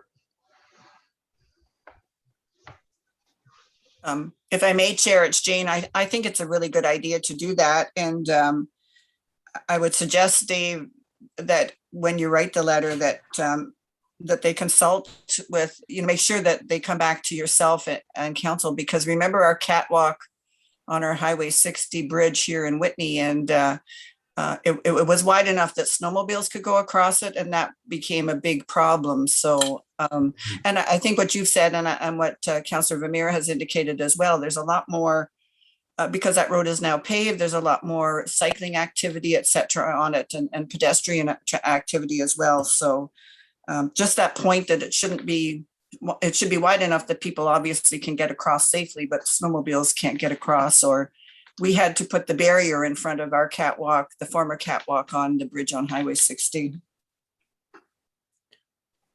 I think as long as the MNR is paying for it, there's no problems. But if we get into a situation where we have to contribute, we have lots of bridges in the township with no place for pedestrians or bicycles. So we'd be opening a can of worms there if we were investing in the project. I don't think we'd want to be involved in maintaining it in the winter either, because we're going to load it with snow. Yeah, no. Dave, can I apologize? I had to skip away just for a second. Is this request coming from the association, or is it coming from us, or coming from? Came through some residents, I believe, through Councillor Vermeer. Okay. Now, That's I'm just, correct. well, then that's fine. It's just that if there is a concern and the traffic is possibly speeding up because of the pavement, would it make sense to maybe reduce speed from all accesses to that bridge, either coming from the landing or coming from in past I forget the name of the road, or coming from the highway, from either three locations, that if the speed was reduced may temporarily help?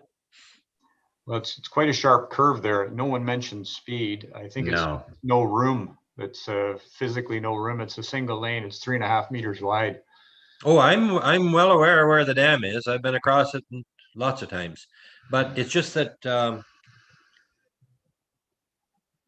if the speed is reduced and somebody's on the bridge, there's more chance of the vehicle slowing down for them.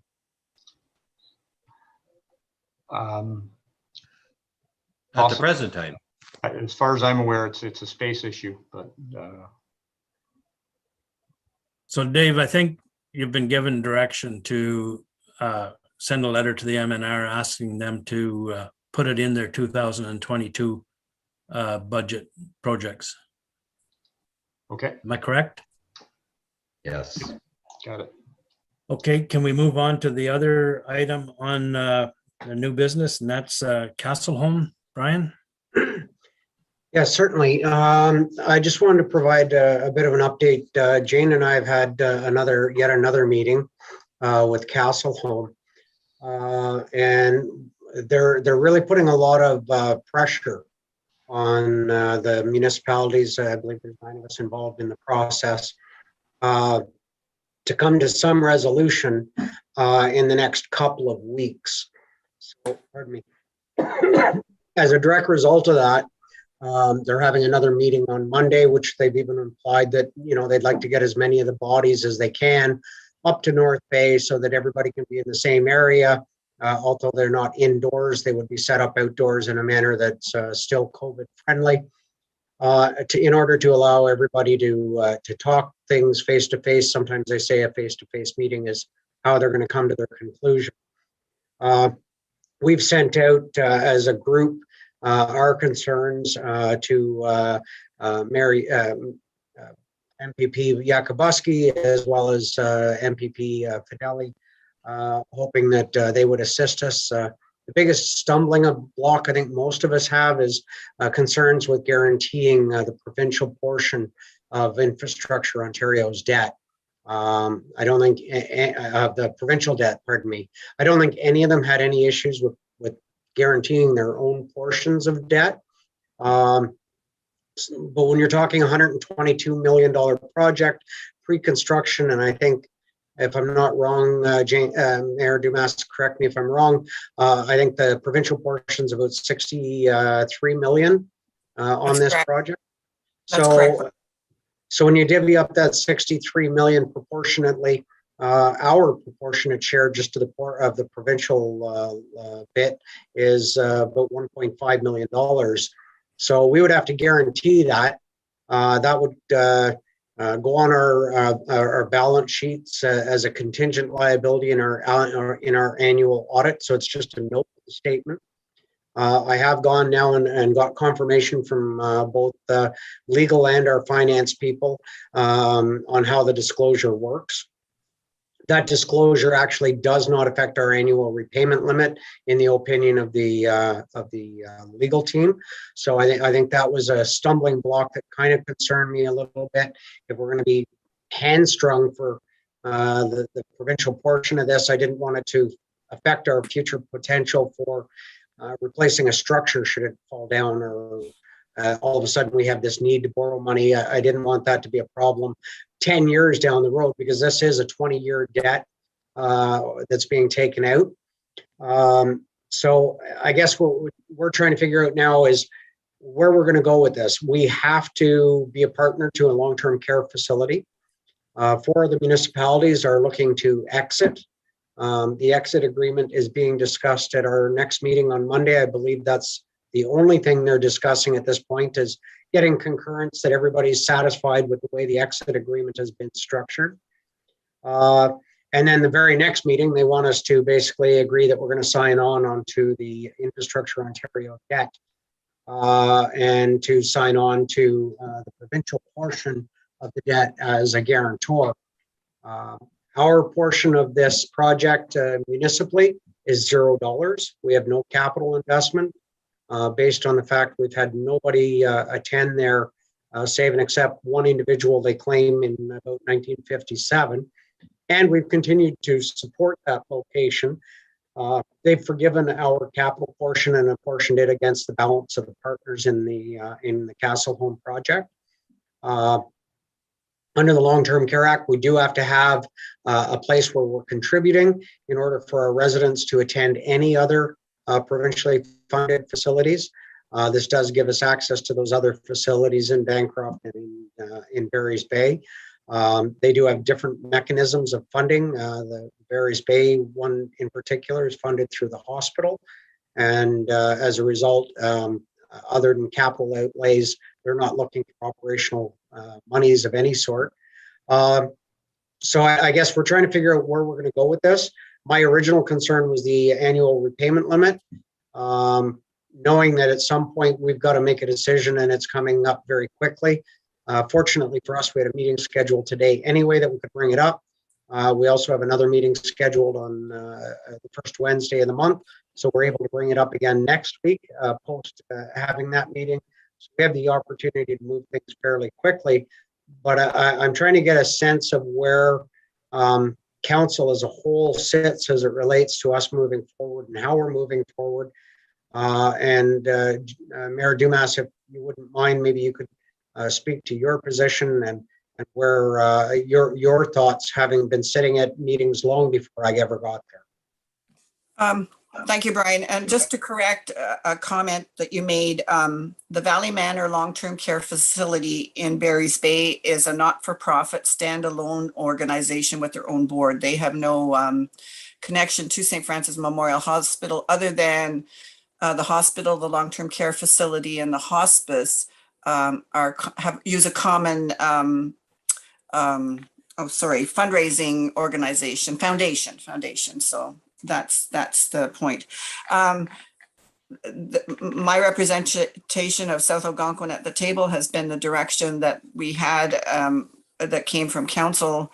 Certainly, we signed the agreement in 2017 to go forward the resolution, and I think we've been very fortunate that we have, as Brian has indicated, that we have not been included in the capital investment portion. So that, I think that was what we certainly wanted to accomplish that, and we did. This guarantor position of the debt, I think we've ironed that out to our satisfaction, Brian. We'll see what happens on Monday, but we're still don't know why we have to guarantee the province's portion of the loaning process, but again, I think that's sort of a technicality. We will be getting the draft document again. They needed to change the wording. They just had worked through Infrastructure Ontario when we had our meeting, and there was some changing or some agreement from Infrastructure Ontario to soften the wording in regards to that. So I think we've made accomplishments.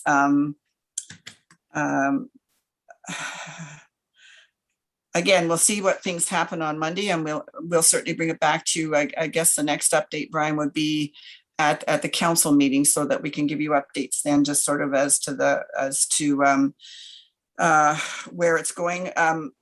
Understandably, North Bay, carries about 80% of the capital cost, municipal portion of the capital cost. So they, with the others of us, are still working on some maybe alternate methods of financing. But the time is coming very quickly where the agreement that's coming forward will have to be signed, and they're saying, okay, we'll go ahead and sign the agreement. But if North Bay wants to continue, and the other remaining municipalities, to look if they can come up with another way to fund this, we still have tight timelines on that, and they are working to that as well. So was there anything you think I've missed, Brian?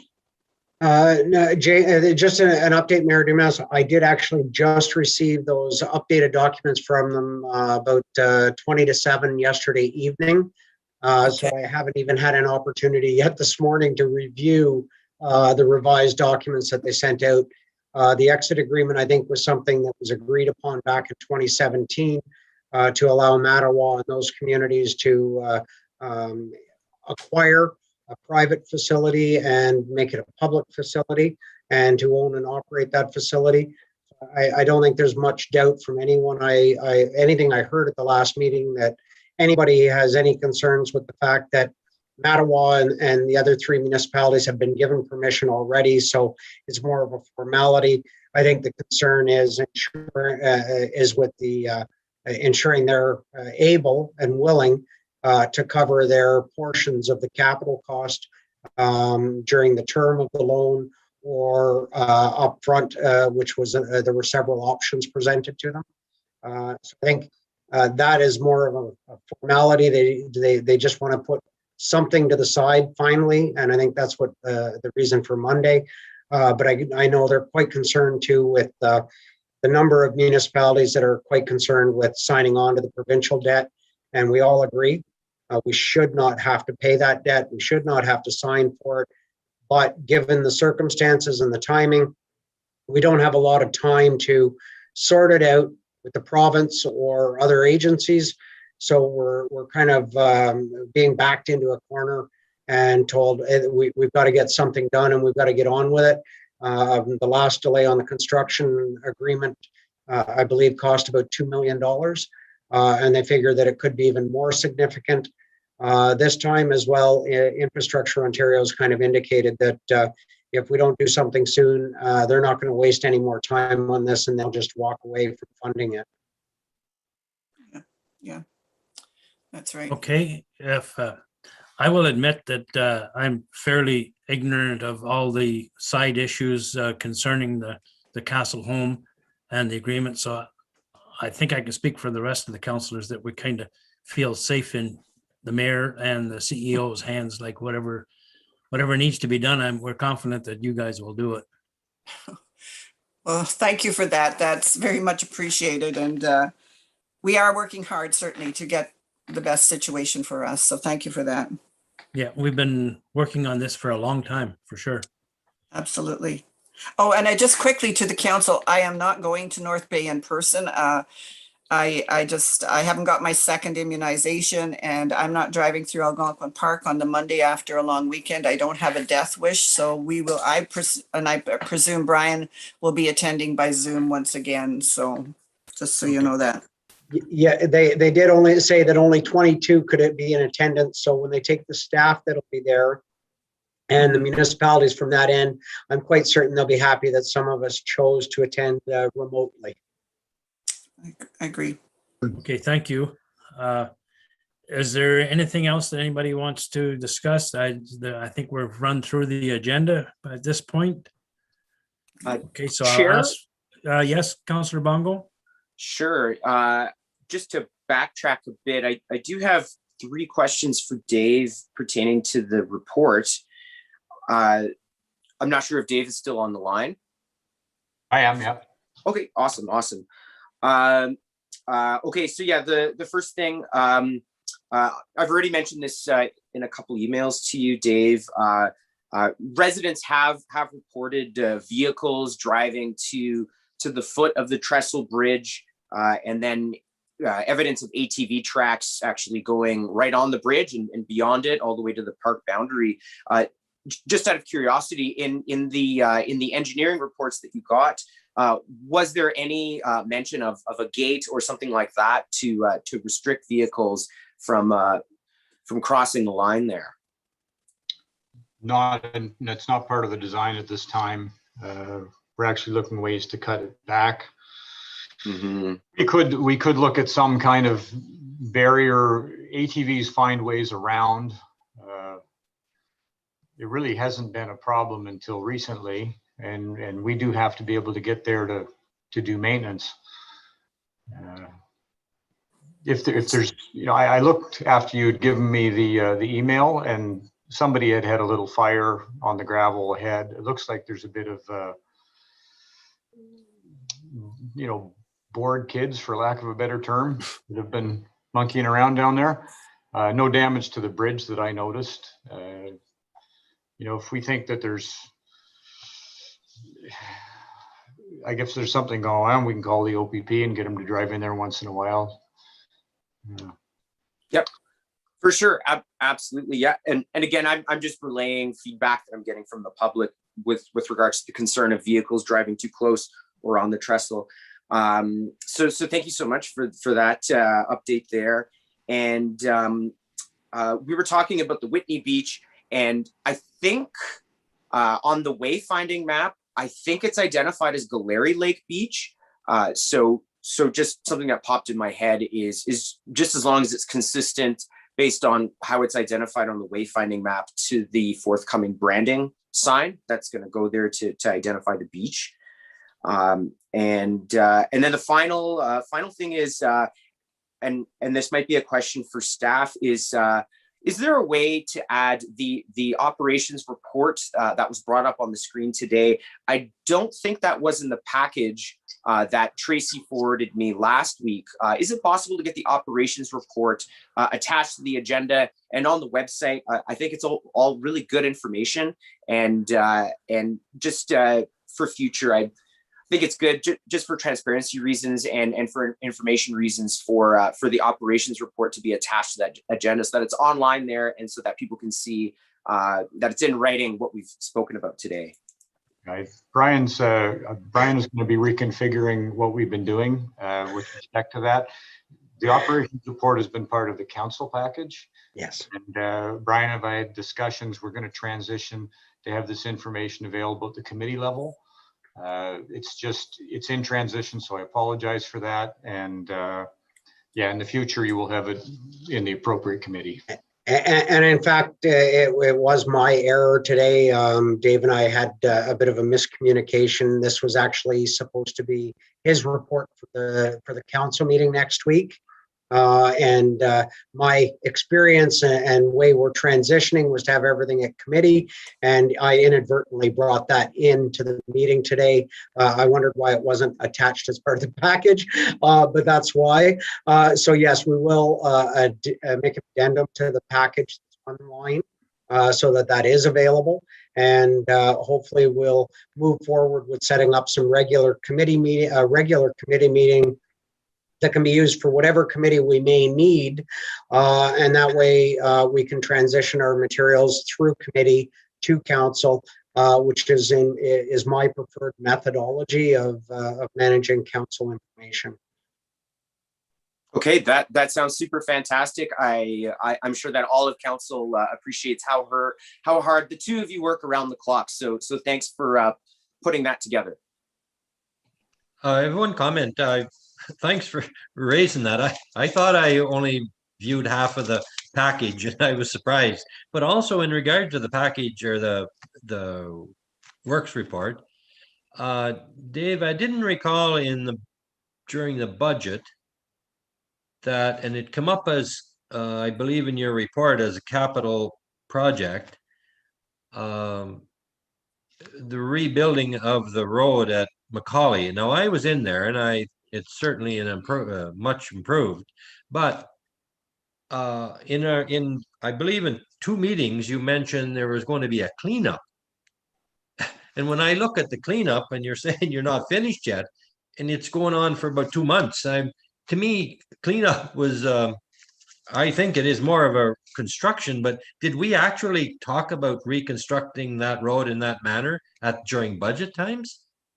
Not specifically. We had our capital projects are targeting problem areas for drainage and some road improvements that were much needed. The thinking has been to try and finish work in an area to move to the next one instead of, if we can affect the entire road. It's not being rebuilt, but we had some serious drainage issues on Macaulay Lake Road, where water is completely trapped, extremely narrow sections.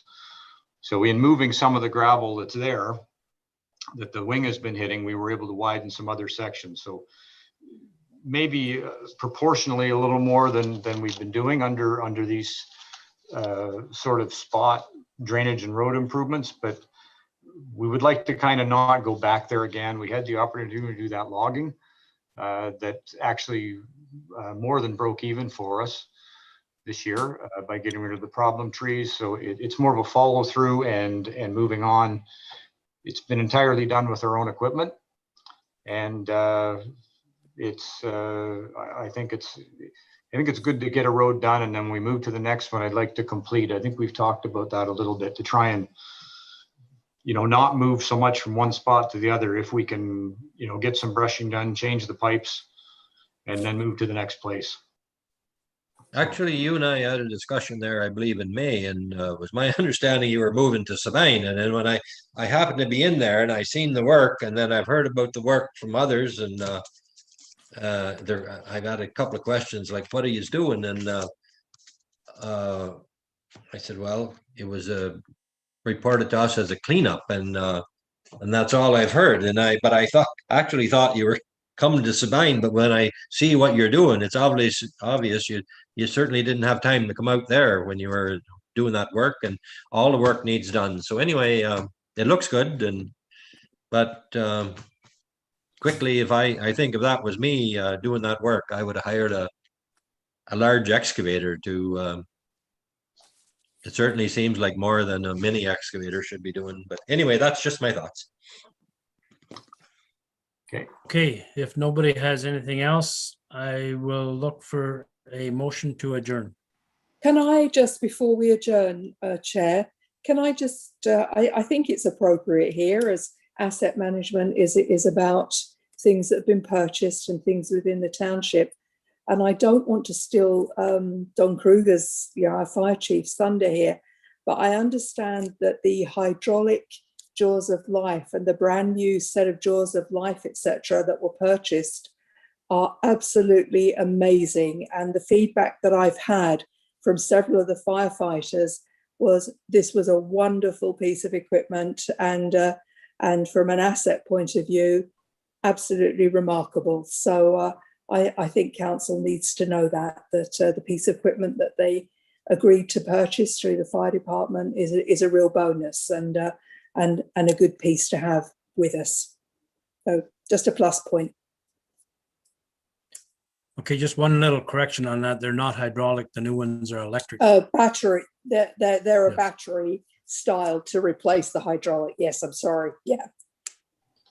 And that's a good point you just raised, but I'm wondering, I have minimal experience being around the firefighters there other than take a few pictures over the years, but when they're having some of these exercises, it would be really interesting if we could, I know COVID times aren't the greatest time to do this, but to be kind of looking over somebody's shoulder if it was allowed or if it was could be safely done, just to see exactly what's going on.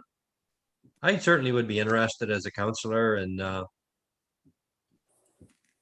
At numerous times, townships do demonstrations, and maybe that's warranted once we get through this COVID and we can assemble in groups at, like, say, Canada Day festivities or similar things to that. Fire departments typically do demonstrations, and that's a good idea. And maybe we can put that bug in Don's ear for the future. thanks. Okay, again, I'm going to ask for a motion to adjourn. I'll move it. Moved by Councillor Shala, I'll seconded second it. No problem. by Councillor Collins.